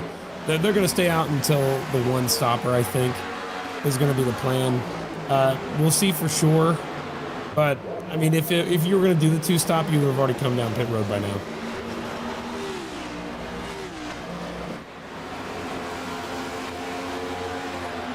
This is going to be interesting for these drivers here. And it can make the huge difference on who ends up holding on here. Dave Hoytsma is already in pit road. He's the latest to join the pit lane with 80 laps to go this time through. Roman just trying to change up the angle here, play the different line games to go after it here. But nothing doing yet again. Hill has plateaued on his quest to close up to this fight. Also hasn't been able to chip away as here's the angle to the inside again. No, not doing this time again. You know, I'm thinking about it. If you're the 41 car, he is calm under pressure. He is in the lead here with a guy bearing down the back part of his car, and he's just been calm. Even though every single corner he's been seeing that purple car get so close to his car, making passes on the inside, trying to, he's still able to maintain speed and composure and run the appropriate line. But take a look here. They're side by side again for the race lead in turns 3 and 4. This is where Roman has his best chance. Yep. Once again, the reset. 52 laps into the run. Mullins just entered pit road. He had already been at the tail end of the lead lap. So people are coming through to pit service. 77 laps to go. We're inside the green light on fuel just about here, if not already. Tires is the question. Dave Hoytsma He's trying to cut underneath the leaders here. How will this change up the equation a bit? It forces Roman to try the marbles way high up the racetrack. That didn't work at all. Yeah, that's the qualifying line. I mean, you do that in qualifying, but no, it actually kept them together. But now that Dave gets ahead of him, that's going to hurt the 41's clean air. He's going to have a car in front that's going to change the way the 41 drives slightly. So now we'll see if that affects Roman's ability to get on by on the bottom and the 41's ability to carry the momentum on the top.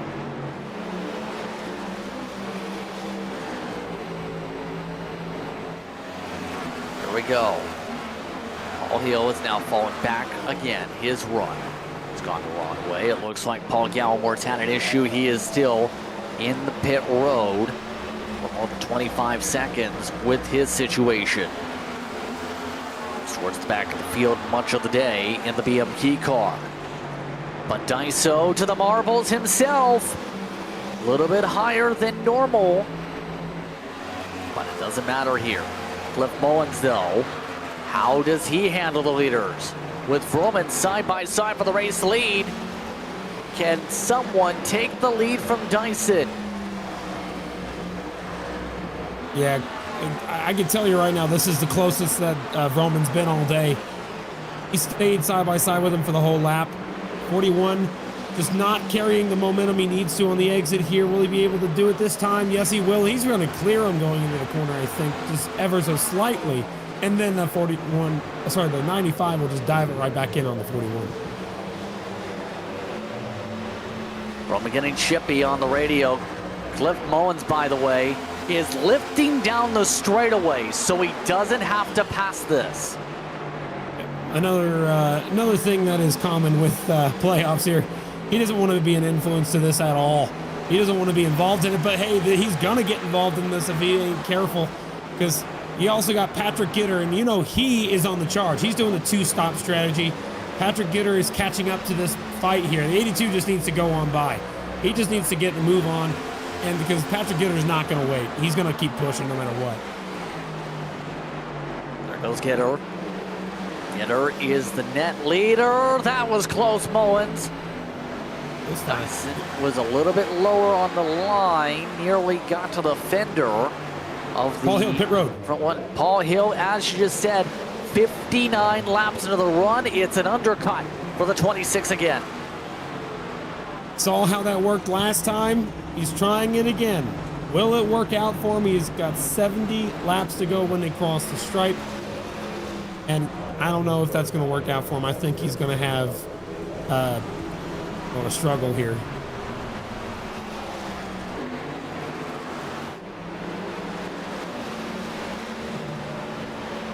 All right, now we'll see how long these top two now. Lucas Hoyts must stretch it. For the fuel numbers, they could still go an hour 33 laps if they wanted to here. That might be pushing it. If anything, that's right about the same time as the two-stop strategy as we go on the estimates here. They need about 7 to 8 gallons is the estimate to be able to make it to the end on fuel, give or take at minimum. Take a look here, DeCiani, also on the two-stop strategy, already going by Roman, now trying to catch up. Oh, black flag for Alex Murray. What happened to the 7? Not sure what Nicholas Roman in. Brumberg just entered pit road, so the pit stop call for the 95 is on. Trying to sort out the situation for the 7. They are in pit road right now. I think it was speeding on entry for Alex Murray's sake for him. Can't confirm he was trying to get the cone. And he also disconnected immediately after making that mistake. Andrew Dyson's responding once again. How will this gap fare out? For the pit stop rule, looks like Roman didn't go through too many boxes this time. Straight shot for Roman. He's already off as Dyson takes his service here.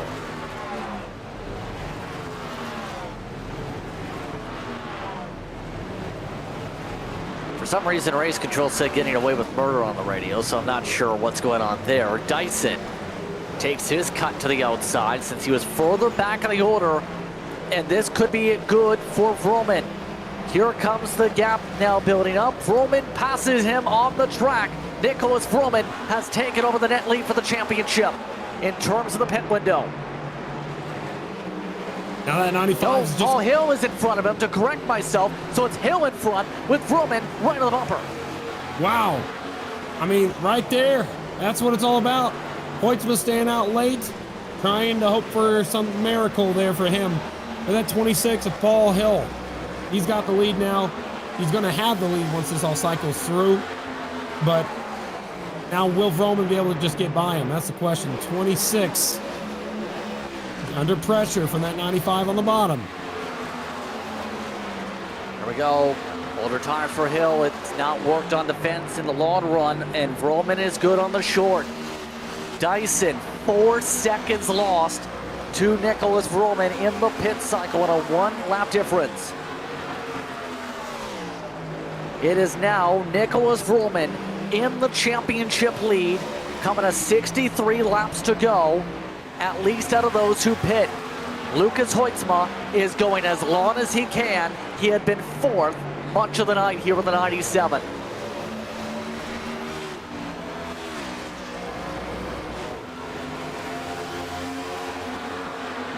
This is the biggest gamble here for the 97 to keep on going here. Looks like he might be thinking about a pit stop now. Not yet. He stays on track. Wow. He's going to end up Vroman getting on by him, unlapping himself.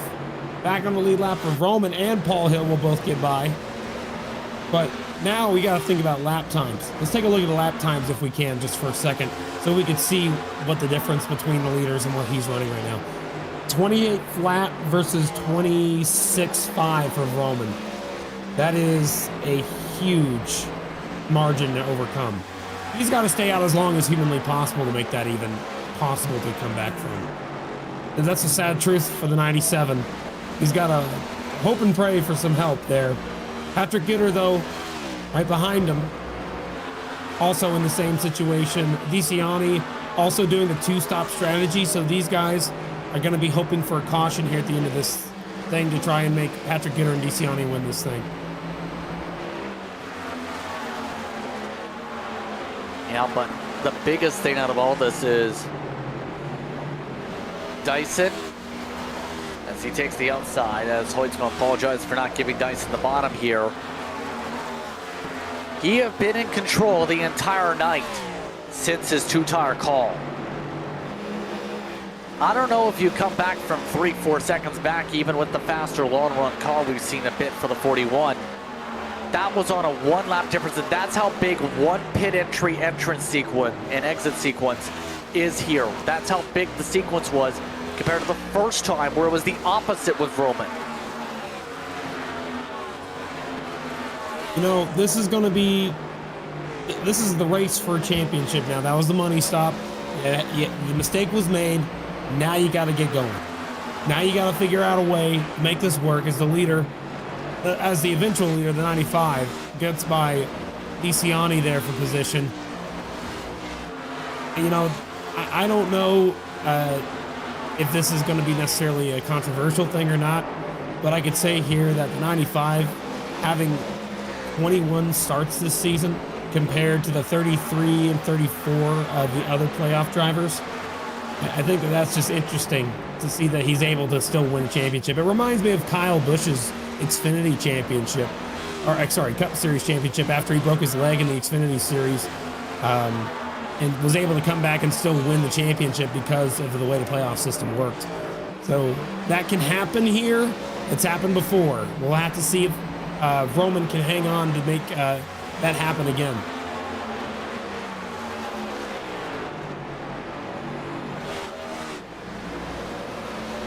This is a big momentum shift here. Keep in mind, net lead still Patrick Gitter. He's 29 laps into the run here and will have to come down again. I don't know if it's going to be a race when he moves with the 2-tire strop at this point. with the way things are shaping up. So it's going to be one of those gambles. We'll have to see where things shape up by the end. But it's Nicholas Vroman to the lead here at Phoenix, under 60 to go. Paul Hill and Andrew Dyson are 2 seconds back of the leader now.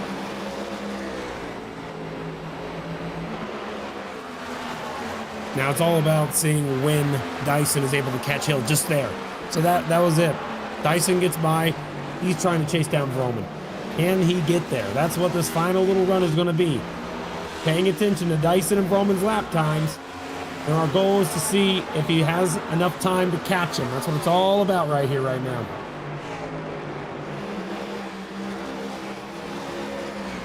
Wreck back straight away. Caution. Flag is out. It's Dave Hoytsma.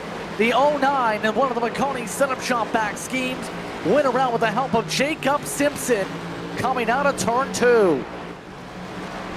Man, what a year for Dave. Just not the best of years. I feel so bad for him. I don't even think this was 100% his fault, because the 2-car went immediately on the radio and apologized. Yeah, absolutely the 2-car's fault there. Then Hoytsma, that was not on purpose there. Whenever you are driving these next-gen cars and you make a right turn on a track like this with the setup that they currently got, I can tell you right now that car is going to get loose and it's going to spin. That's just how it's going to be. It was not an intentional spin there. When you turn to the right in these cars, it will not set up right, because they're not built to turn right. They're built to turn left.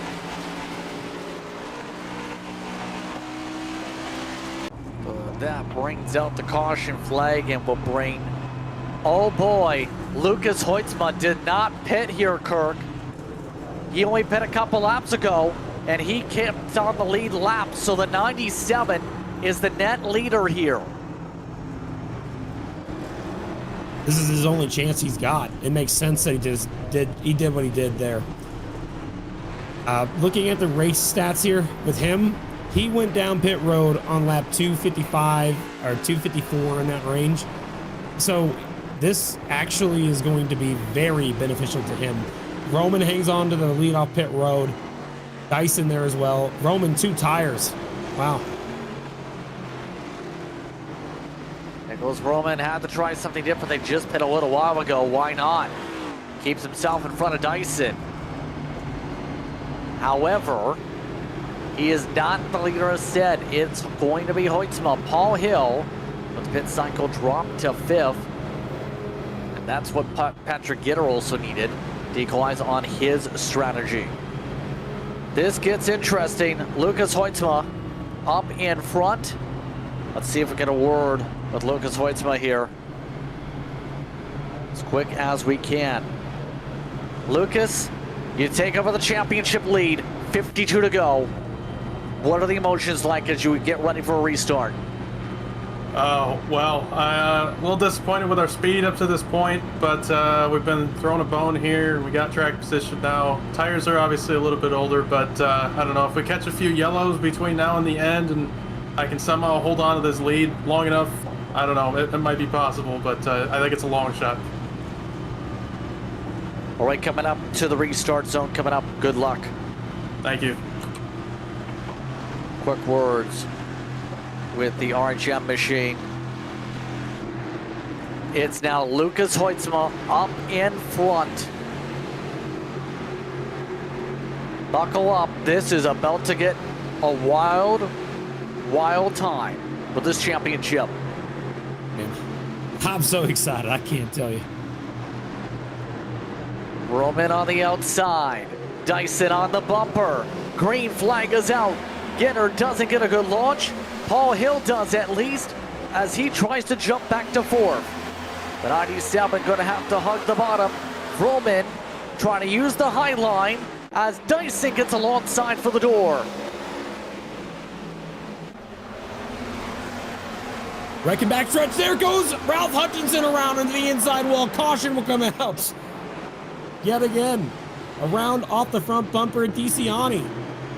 Don't know if that's what Hoytsma wanted near immediately here, but that's what we got. So slow up for pace car time as we take a look. Ralph Hutchinson, who's had a decent night, not having Such a good exit here. Get the squeeze and the contact. Not too much damage. Should be able to come back from that, but that will bring out a caution. Car facing the wrong way on the racetrack. No doubt about it. Oof, man, this just throws a wrench into this whole entire run now.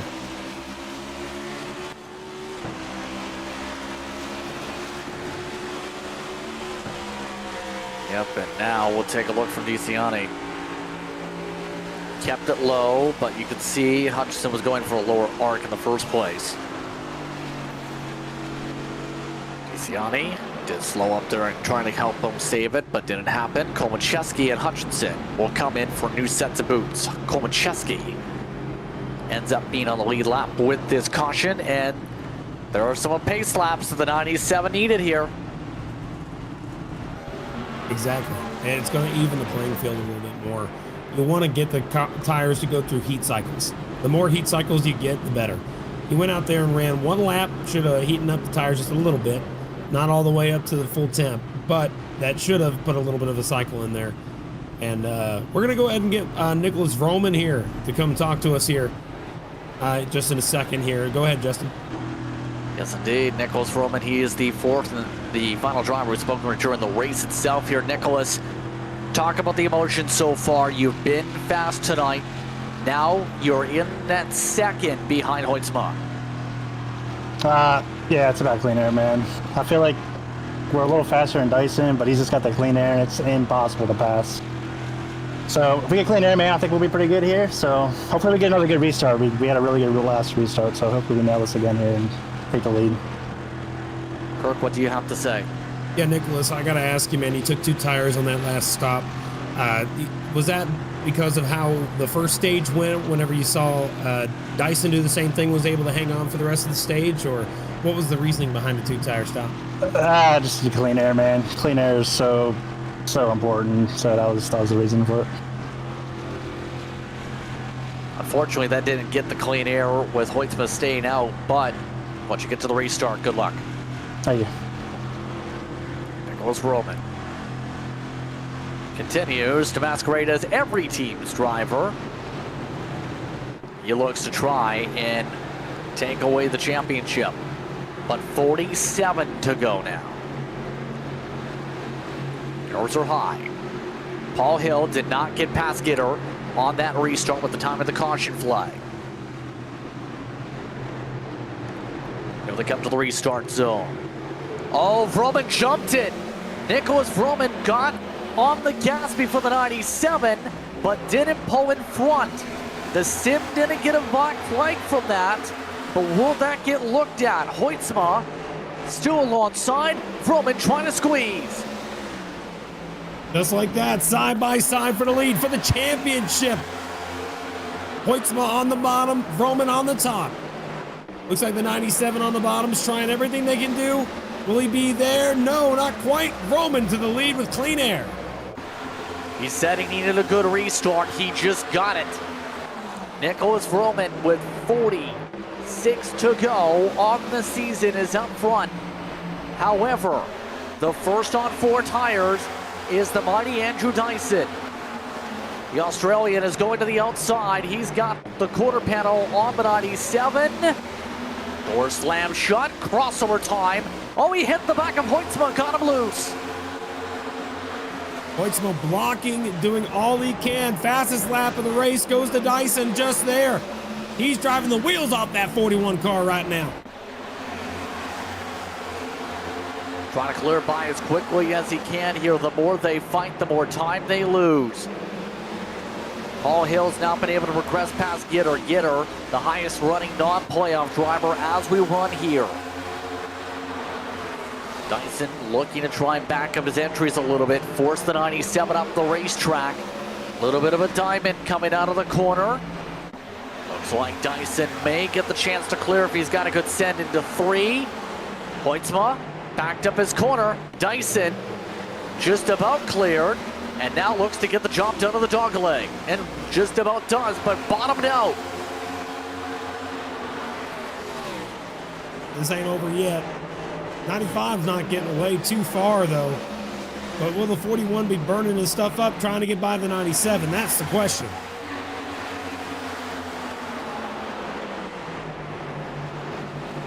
He's going to clear him. There he That's how goes. yep.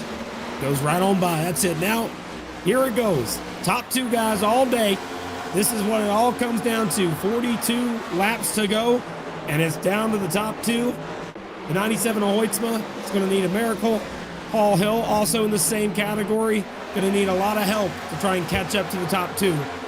But right there, it's all on Dyson's shoulders. Can he catch Vroman? Can he get there? Is the huge question. He's got 41 laps to go to do it. Gitter is also trying to pass by Hoytsma. Hoytsma's car is fading, and it's fading fast. The older tires, not the play. But right now, Daiso looking to try and find a way to slice and dice for Dirty South. He comes across now with 40 to go. What do you do if you're Daiso here for this move, Kirk? He's going to try and lunge it into the fender and hit he turned him! He turned him! No! Caution! Oh, golly. Caution flag is out. Andrew Dyson sent it and just about turned Nicholas Vroman. I can't believe what I just saw. He dove it in deep, overdrove it straight into the corner.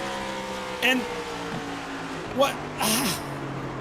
The 95 was pinching him down. I think he thought the 95 would be higher on the racetrack, but that changes everything. These 2 cars are going to be further back in the field. I don't know if they're going to get their spots back. Oh no, Dyson does. Dyson stays up in the lead. Well, that's a way to get the lead. Not the way you plan it, or even hope to see it. But now, strategy time, because a lot of people do not pit. The 41 and the 97 come in. So does Vroman and Paul Hill. So the championship frontrunners come in. The non-playoff drivers stay out. Oh, I cannot believe that. They have turned this race up on its end. So many cars have now changed the way this is going to have to go. I can't believe what just happened. Now, I don't think the playoff guys are going to be able to get to win this race. I mean, a lot of cars that stayed out, they still have relatively fresher tires. They didn't have that many laps on them. But wow, this is going to be one of those races that you'll never forget. Keep your eye on it. The 97 wins the race off pit road. Oh, look at that. Lucas Hoytsma, despite the tire disadvantage, took 2 tires. Dyson didn't, Paul Hill also. But Hoytsma had the better pit box. 4 tires this time for Nicholas Vroman. In fact, it's worse than that. Nicholas Vroman's got damage to the front end of his 95. Nicholas Vroman is now going to be well back in the order with significant left side damage. Wow. Can we take a look at that wreck one more time while we're under caution here, just to look and see how much contact he actually made with Dyson? I think that would be good to see. It looks like the contact was made, left front damage off of the 41's right front fender, and that's it. So I think it's just left front damage from hitting Dyson. He didn't hit anybody else.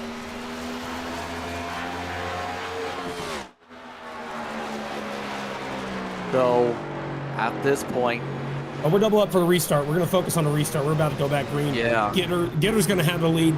Delaney, see Nolan Hodgson there, DeCiani. Man, where do these guys come from? Now with all the playoff guys having to pit, this changes everything.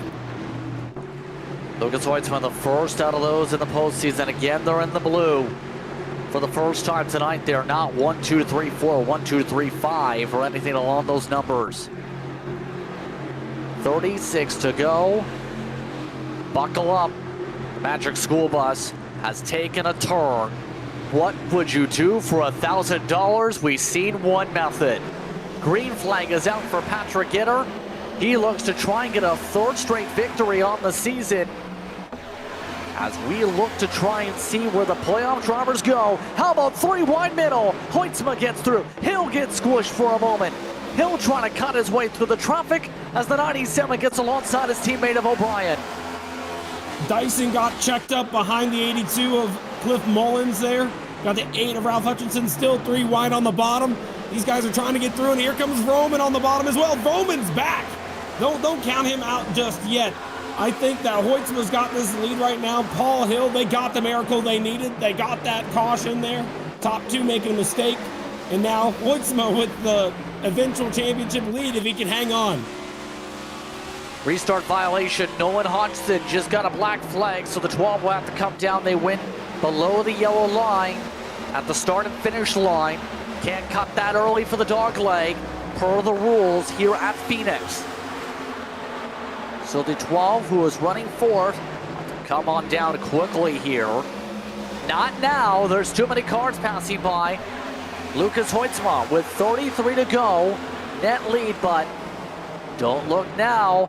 Nicholas Vroman is net third in the championship fight after all those repairs.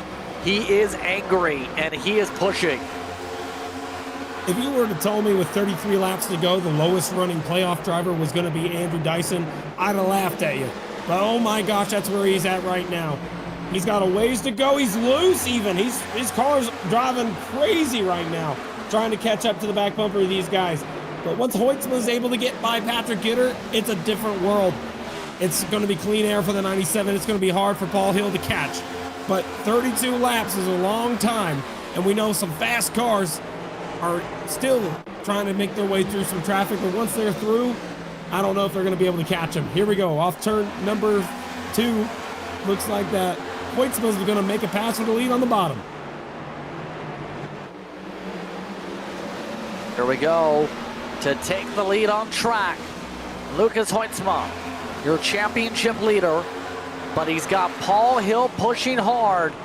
Paul Hill looking to be the upset driver for the championship.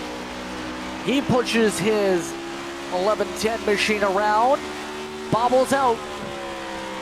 He looks to try and take away second here as he clips the apron, gets squished a little bit on exit. Patrick Gitter not making it easy for him to go on by at all. It's slowing him down, giving Lucas Hoytsma a huge gain there. Will the 26 able to get by? It looks like he will. Paul Hill now has just one mission in mind, to catch the leader, but it ain't over yet, because take a look at who's catching up right there. Oh, cars getting into the wall in the back there. They kept it straight, but that 95 of Roman catching up, Dyson catching up. This ain't over. This is going to be one of them races that you just want to stick with. I cannot believe the driving that we're seeing out of these 4 cars. This has been dramatic in the final laps. It's been like Martinsville again. The last time we had a short track, which was last week, it stayed calm. It seemed like it was Benefield's race for a long while. Caution flag is out. The yellow flag waves again. It's for Sean O'Brien Jr. Well, that is definitely not what his teammate wanted. O'Brien snapped it down the middle of the straightaway and collected Komacheski. Wow. It's the same situation we see before. When you turn right, these cars just want to spin out. We saw that earlier with Dave Hoytsma. Happens again with O'Brien, but this time he did it to himself. 65 bringing out that caution. Oh my goodness. Everybody's coming down pit road. Oh no, only Hoytsma. Not the top 3 in the championship now. Paul Hill, Nicholas Roman, Andrew Dyson stay out. Komacheski hits himself an ego penalty with speeding, but was this the move for the 97? They only ran about 8-9 laps green.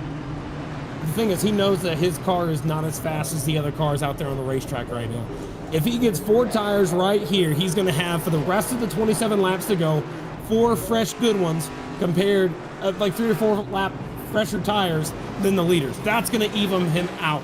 It's going to give him a shot to win the championship with a car that could be faster because of the tire difference.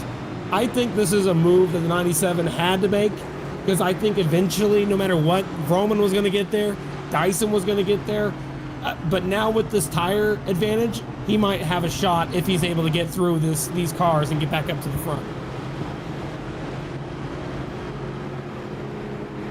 This is going to be nerve-wracking if you're Hoytsma, going to have to charge from 9th here in these final stages here. Paul Hill is up front.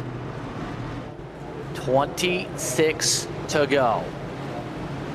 And remember, Nicholas Vroman, who's been having to drive essentially with left side damage repairs that he's had to put on the car. Not even sure if it's 100%, believe it's close to it here, Kirk. On 4 tires, he's in 2nd.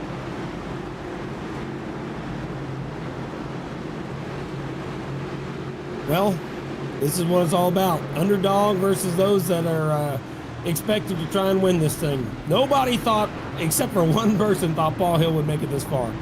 He's got the lead now. Underdog in the lead with a 25 lap to go restart. It's all in his hands. He's just got to be able to execute. He's got to maintain, do everything he can to win this championship. Dyson wants to recover from his mistake with Roman.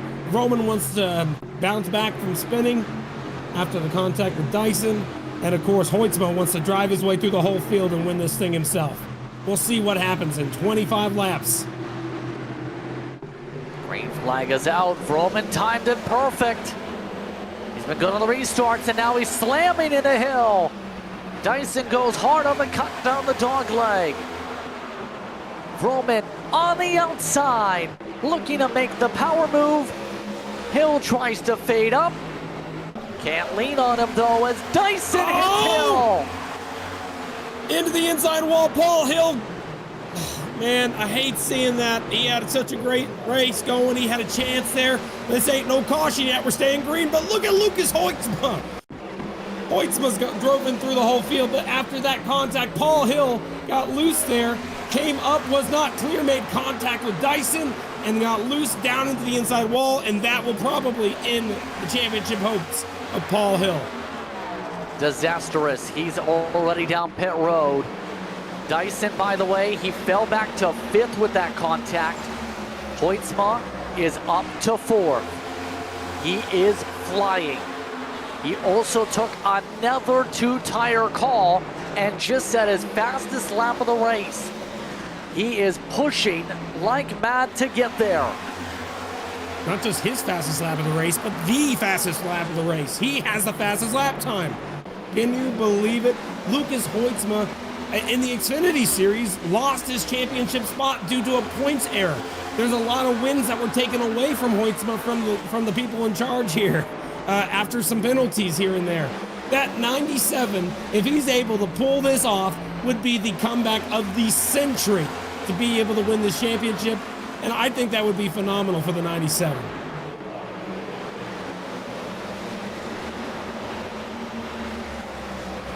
Yeah, right now, Hoytsma looking for a way to win a championship. He's only got 20 laps to go next time by to do it. Lucas Hoytsma has been consistent throughout the campaign. He's got a speed boost. Evens out now to the bumper. Elects to go higher up. Trying to set up the cut for the dog leg, maybe. Aero blocking hard by the 95 of Roman. Aero blocking everywhere, trying to put his car in a position that puts the 97 in a bad spot. Here we go to the bumper. Hoytsma trying to take the air off the spoiler. Moves him up a touch. Now goes underneath. Vroman trying to squeeze. Hoytsma trying to wrap the O-line side by side for the championship. 19 laps to go from Phoenix. Hoytsma still not able to get the edge, but Vroom pushing to squeeze. It's Hoytsma who gets clear. Can you believe it? Lucas Hoytsma's miracle's gonna probably pay off here. We don't know what's gonna happen at the end of this race. But that 97, I told you, pitting was the right strat. He needed to come down, got tires. That evened him out, even put him way ahead of the others. What a decision. Great choice by Hoytsma to come down. Now he needs to drive. If it stays green, it's his race here. 10-lap fresher tires seem to be the treat. Oh, wow. Jonathan Delaney is taking second for good measure. He is on the same strategy as his teammate.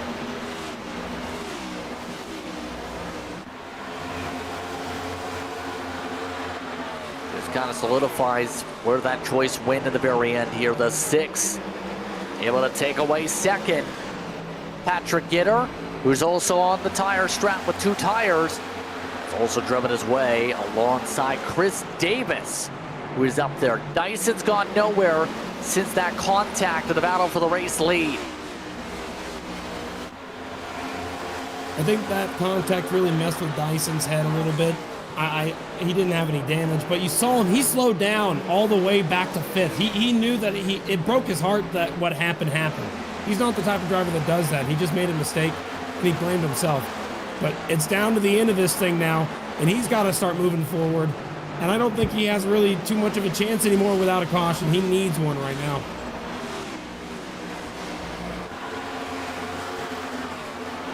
At this point, it is Hoytsma's type of championship here. Dyson got the fisticuffs out in the late stages, and it bit him. Gitter to pass Vroman. This is for third. Making a 1-2-3 on the tire strategy. Vroman does not want to play any games here with these spots. Something popped up on the radio. We are still green. Neil Pearson just about got hit with the 65. We stay green. That was in the dogleg. Gitter is clear.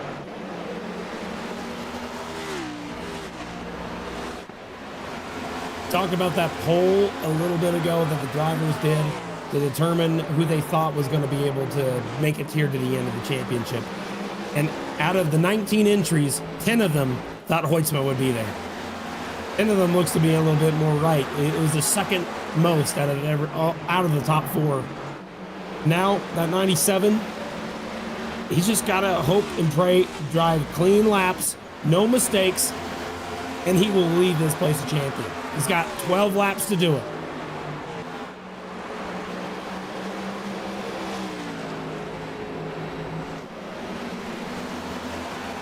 Here we go. Just a closing stretch here. 11 laps to go on the season. Lucas Hoytsma would be an incredible champion with how things have gone tonight.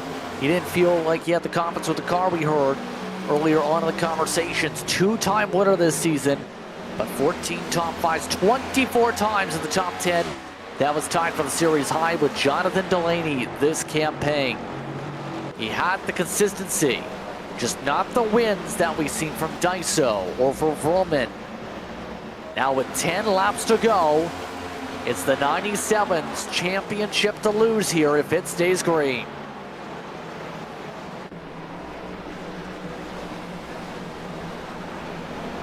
He started on the pole. He's leading this thing now. Can you imagine if he goes from the pole to win this race? I mean, he wasn't the fastest car all day by any means or any stretch of the imagination. But in the end, after all the contact, after all the mess that we saw from the other playoff drivers, the 97 chose the correct strategy. And that strategy choice might win him a championship.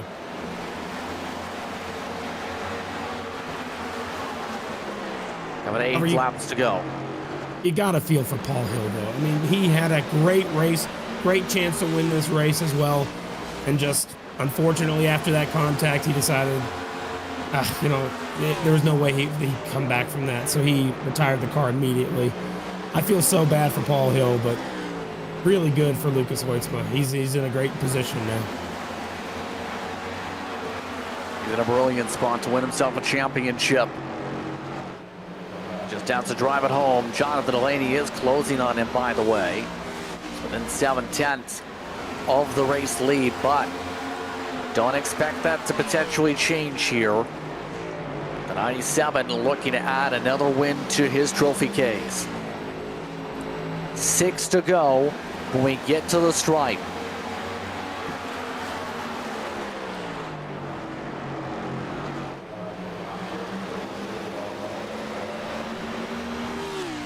Got the feel for Nicholas Roman too. He seemed to be in a good spot to win the championship, and then everything just started to snowball with that contact with Dyson.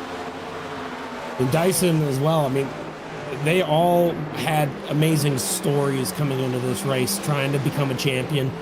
And they all had different seasons, different storylines for each one, like we said.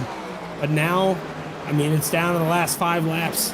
I'm looking all over the track. There isn't that many people too close to each other. The only battle I see is between Chris Davis and Bobby Anderson in the back of the field.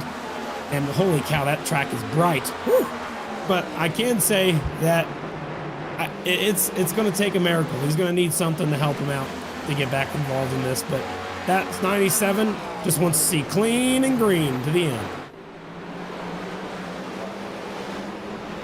4 laps to go on the season. Weitzman just needs to keep bloody wheel here. No mistakes, no trouble spots to be able to secure this title. And as they run here, Hoytsma first, Vroman in 4th, Dyson in 7th, Paul Hill, a DNF, will finish in 17th. Daniel Wallen did return after 42 laps missed. He'll be the last car running. Just 3 more times around in 2025 for Hoytsma to finish this out. He had heartbreak in the first place in the Xfinity Series. It came down to a tiebreaker and first. And then they had the calculations on the penalty points from a previous race that impacted some of the order than Kirk. Nearly had a chance to win both the championships. But tonight, with 2 laps to go, he'll be $1,000 richer if he keeps it to the white flag and gets this checkered. An eye on it. Here we go. Final time. Once he crosses the stripe, we'll have 1 more lap to go. What a year for that 97. I cannot believe it. That man, he won at Bristol. He's a driver that's quick. I like him. And this is going to be exciting if he's going to be able to hang on. Cross the stripe. 1 lap to go in the 2025 Full-Length Cup Challenge. Once again, the drama was delivered on a silver platter with under 100 laps to go. Strategy shook up who was up in front. But for Lucas Hoytsma, he had to take strategy, take risks. Got the risk to fall in his way. Lucas Hoytsma will be a champion. The 2025 FLCC Championship is Lucas Hoytsma's.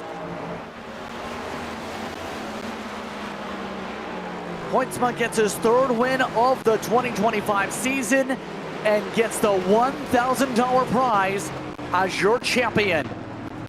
Wow. That is so cool, man. He deserves it, every ounce of it. Congratulations given by Delaney there. You can see John O'Brien Jr. coming up beside him as well. Giving a good race win, good championship, buddy. Happy for you. I just cannot believe what we just saw. There's Cliff Mullins giving him a good shot, saying congrats.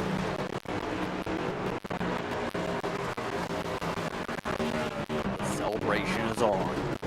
Add that name and that signature to that wall. It's Hoytsma who picks up the championship, and just about the entire organization is coming to say congrats. Yeah, I think there's a lot of cars doing burnouts on the front stretch right now. I think the entire series is doing burnouts on the front stretch with the leader there. I see Ralph Hutchinson, Sean O'Brien Jr., Dave Hoytsma out there. His dad's doing burnouts with him. That's so cool.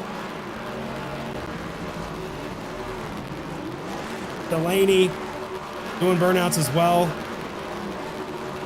I do not see Dyson. I do not see Vroman.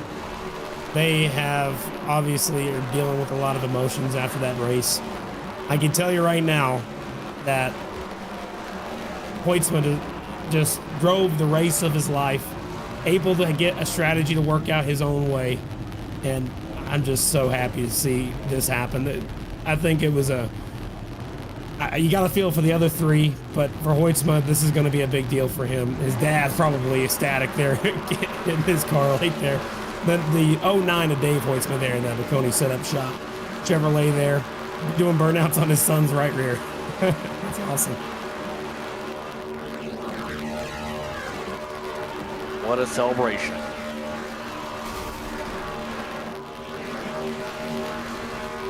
What a year. What a season, to the very least, as a couple of the drivers fall down the hill. Everybody, group hugs. Lucas Hoitzma, your 2025 FLCC champion.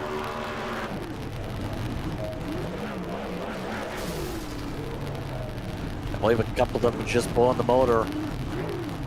Take a quick step aside for a moment. When you come back, post-race results and your post-race coverage. You're watching Maconi Entertainment.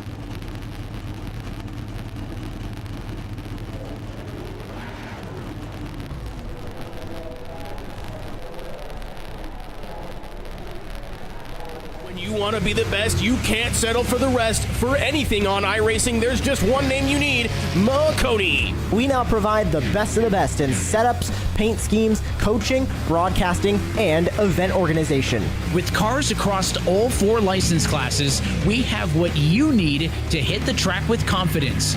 Grab a subscription and save money while going fast at MaconiSetupShop.com/subscriptions. And remember, at Maconi Setup Shop, there are setups, but your victories.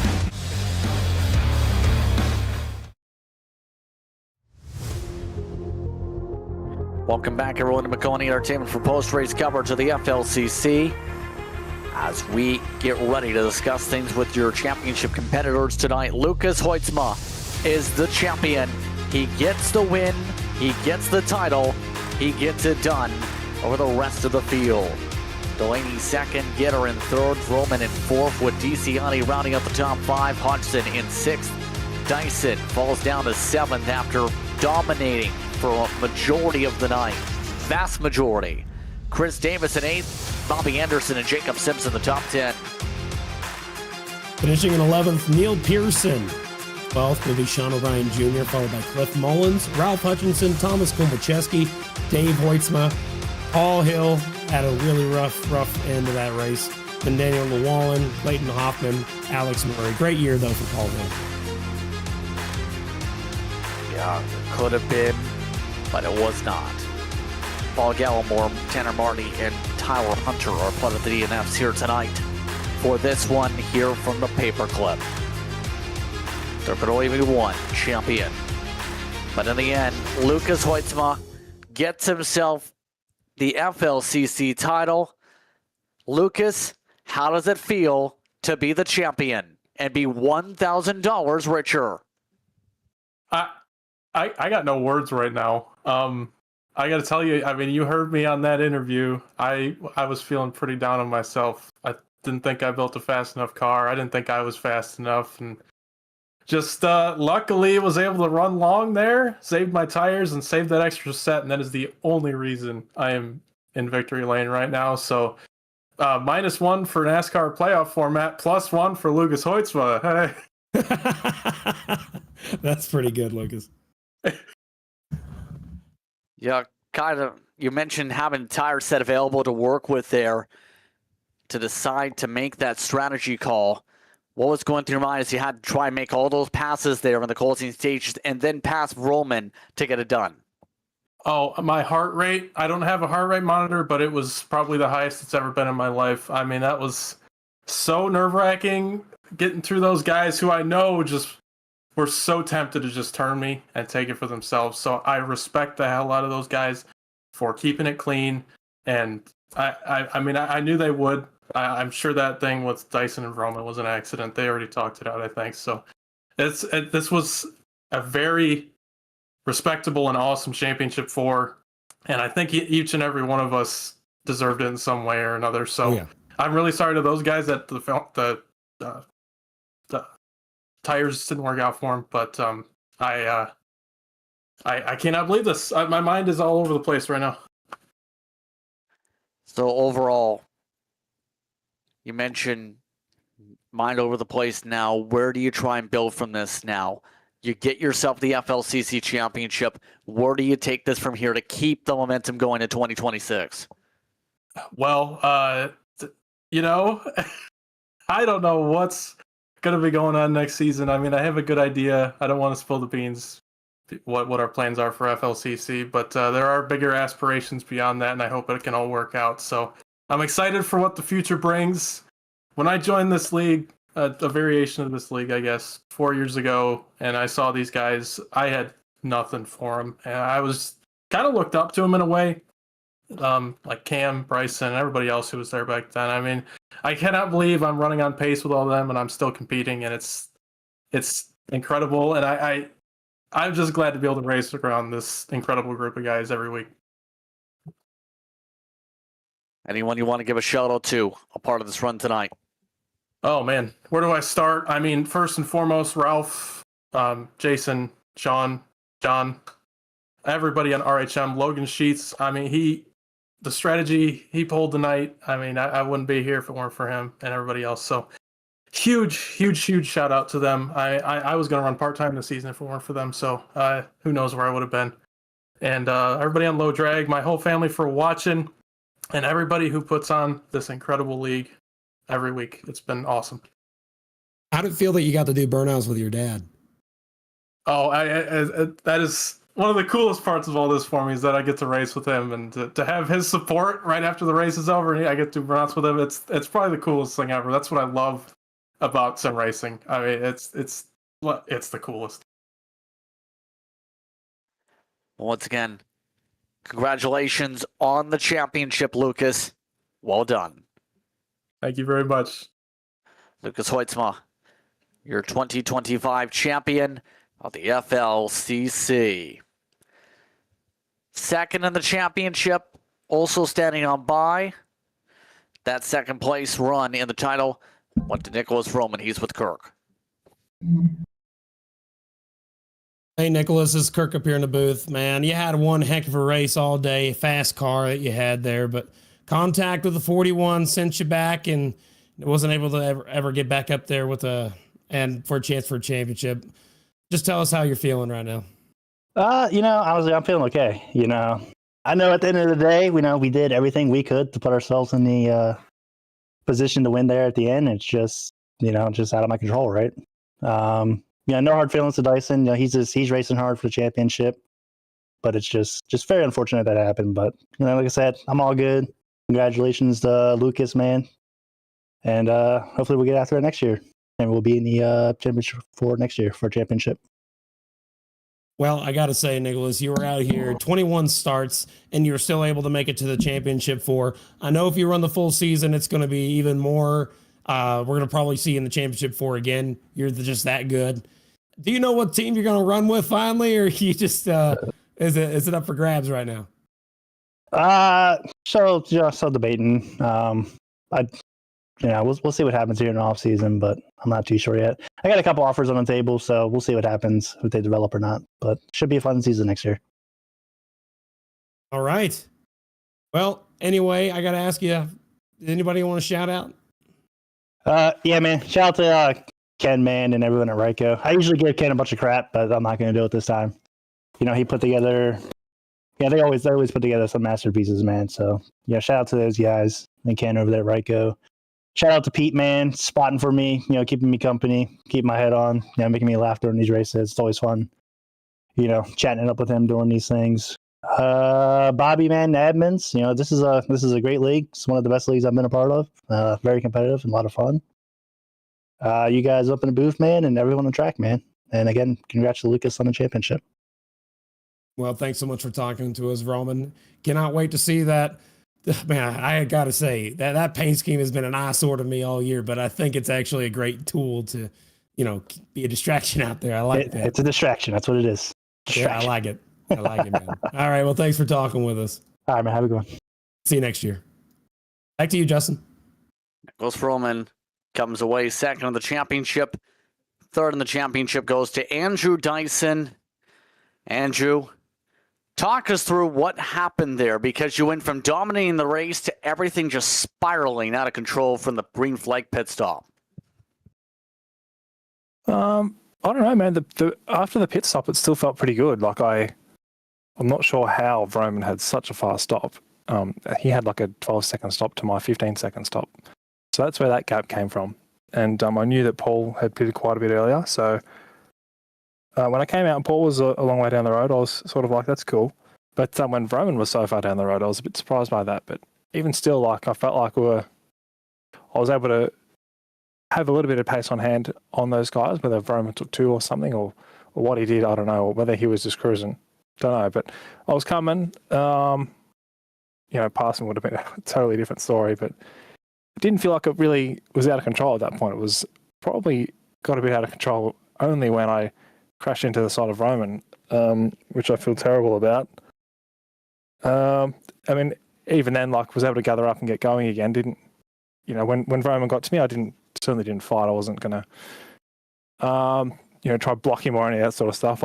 I sort of made it a little easier for him. So off we went and we kept going. A few more restarts later, I ended up having a little weird one with Paul. So, I mean, in that one, I can probably put my hand up. I was a little bit off the wall. I was probably about a quarter of a car out off the wall further than Vroman. And I think Paul would have been using Vroman as a guide to know like exactly where I was. And I think he was probably moving across to get a bit of side draft or something like that. But I think that's just one of those deals there. But still sorry to see it happen. Sorry to Vroman as well. It was terrible, but other than that, man, had a great race, awesome race. I think it goes to show how good and how fair Vroman is. If there was a best and fairest award, he'd win it pretty easily, I reckon, because of all those laps we ran side by side, I think we rode maybe once or twice. So it was awesome stuff. But even with all that, congrats to Lucas. He played the perfect strat game at the end there and got himself a big W. So thinking back, what would you have done differently? The biggest thing you would have done differently specifically to try and get this championship? I know you had a lot of different viewpoints, but what would have been the biggest thing you would have done? Probably not crash into Nicholas would be the number one thing. I mean, really, like all I needed to do there and all I wanted to do was just put a little pressure on and get to the inside, sort of like how he was doing for so many laps with me. But couldn't do it. Not good enough. So that's probably all I really needed to do. And then from there, who knows whether if I actually would have passed him or not. But it would have just been good to continue on with that battle. So where's the hopes where do you see things playing out for next season? I know that the Rightco side of things was very much hoping to see you get this championship based on the descriptions, but where do you see 2026 going? Man, this year it's just been like a really good season for me. I think I've improved a lot this year, and the rock assets obviously have been amazing for me. I really worked really well with my driving style. I think I've adapted my technique as much as I can to them. There's still so many things I've got to learn as far as like etiquette and racecraft and all those things go when it comes to racing on oval stuff, but looking forward to improving.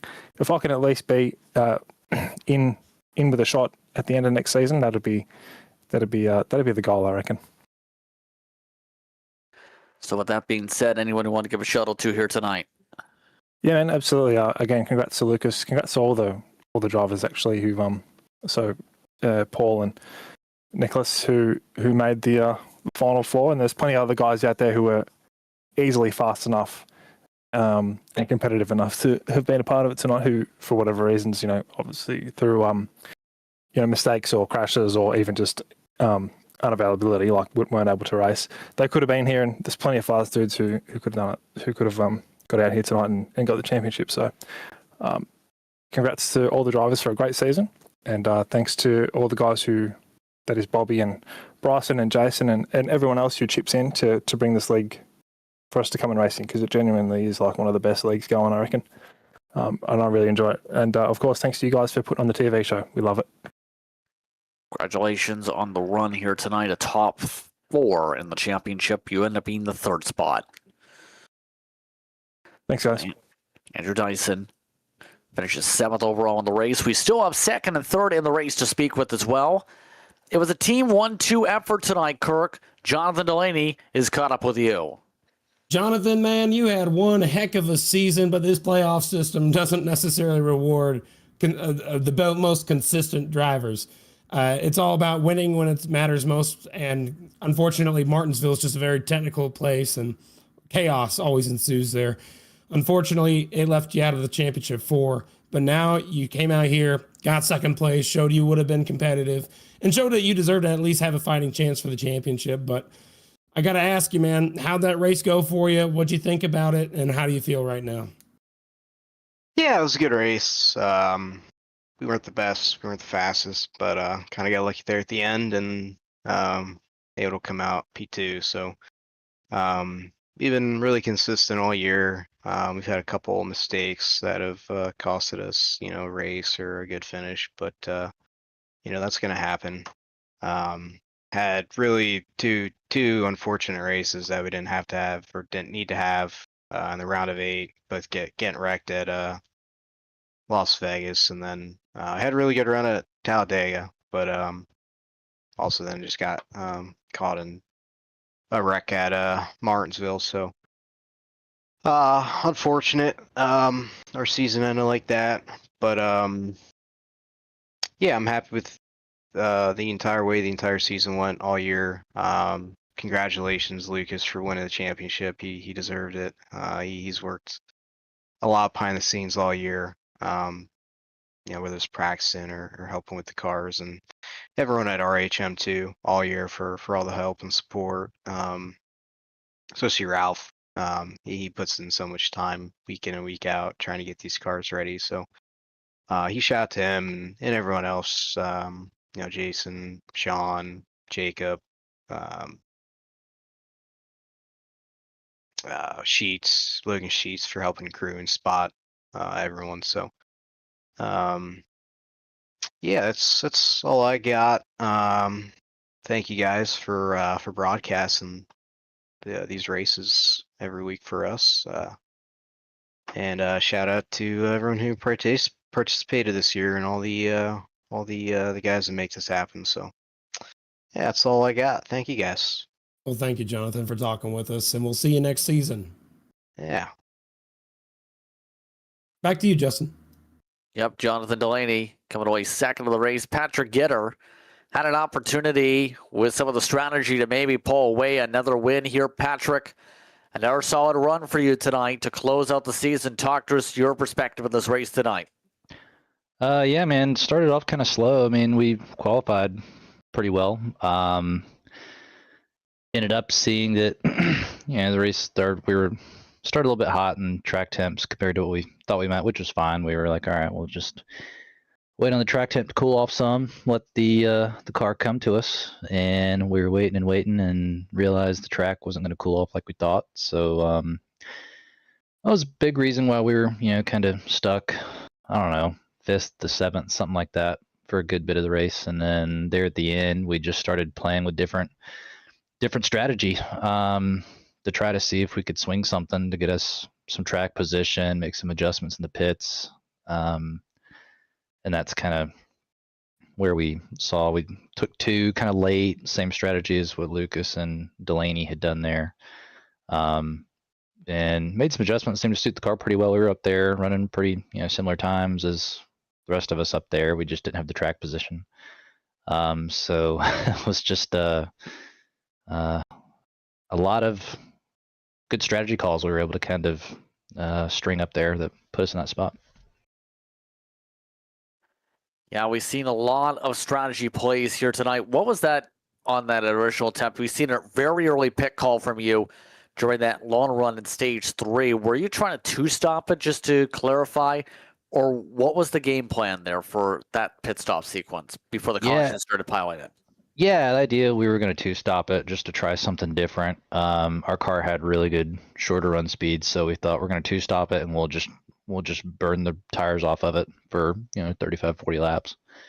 And we figured if nothing else, maybe we'll get a caution as it's cycling through around that second stop, where we get some track position back and we can throw some changes at the car in the pits. And we got lucky. It's how it turned out. And we got some track position there at the end and made the most of it. So where do you approach things now? What's the approach going to be for 2026 for you in this series? Yeah, I don't know, man. we'll kind of talk and regroup. We plan to be back next year. I think, for us this year, Matt and I were really kind of building our own stuff every week. That's just the two of us. So I'm really proud of what we've been able to do this season. Kind of unique, just he and I independently working together. It's the first year we've done that, and wanted a new challenge. And we've come away with several wins on the year, a lot of podiums, a lot of top fives. So I'm just happy with what we've done for the year. We've learned a lot, and looking to build on that for next year. Any shows you'd like to give here tonight? Yeah, man, you guys in the booth, you guys have been fantastic all season. Broadcasts are great, and appreciate what you all do. Shout out to Bobby for running the league. He's done a fantastic job with bringing this league back to life, and I think the talent in here shows how well it's respected. Shout out to Matt. He's been a fantastic teammate all year long, been helping us build great cars. So shout out to him, and obviously Lucas for bringing home the championship win. Made a lot of right calls, had a good car. So shout out to him for bringing it home. Congratulations on the run here tonight with the top three, Patrick. All right, appreciate it. Thanks, guys. Patrick Gitter rounds out our top three discussions. I'd like to thank everybody, including the Championship 4 drivers who were able to speak with us, for taking the time to speak with us here this evening here on Maconi Entertainment. Kirk, the championship comes to a close here with Lucas Hoytsma as its champion.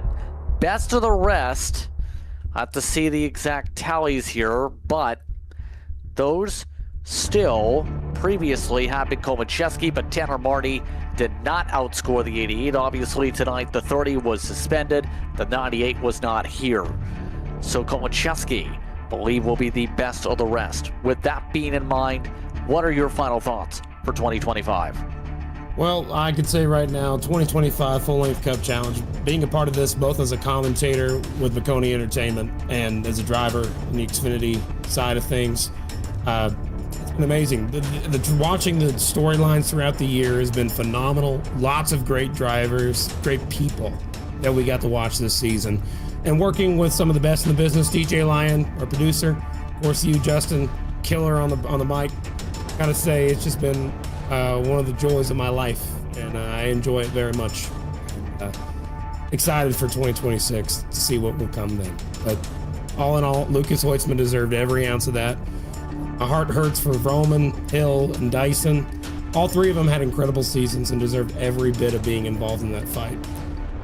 And yeah, it was just a great run. And I was very happy to share it with you gentlemen and all you viewers that choose to come on in and watch the Full-Length Cup Challenge with us. It means a lot. Happy to have you with us throughout the entire season here for FLCC on Maconi Entertainment. We'll have to see how 2026 fares out. But it's time to say goodbye. I'd like to thank you for tuning in throughout the 2025 season for the FLCC. Calling the action tonight was myself, Justin Prince, alongside Kirk Mills. DJ Line was producing. Thanks to our viewers for watching tonight's racing action. Hope you stay tuned to our social media pages for our next race. Thanks to the entire staff for their work and bring this racing to you. This has been a production of Maconi Entertainment. We'll see you next time.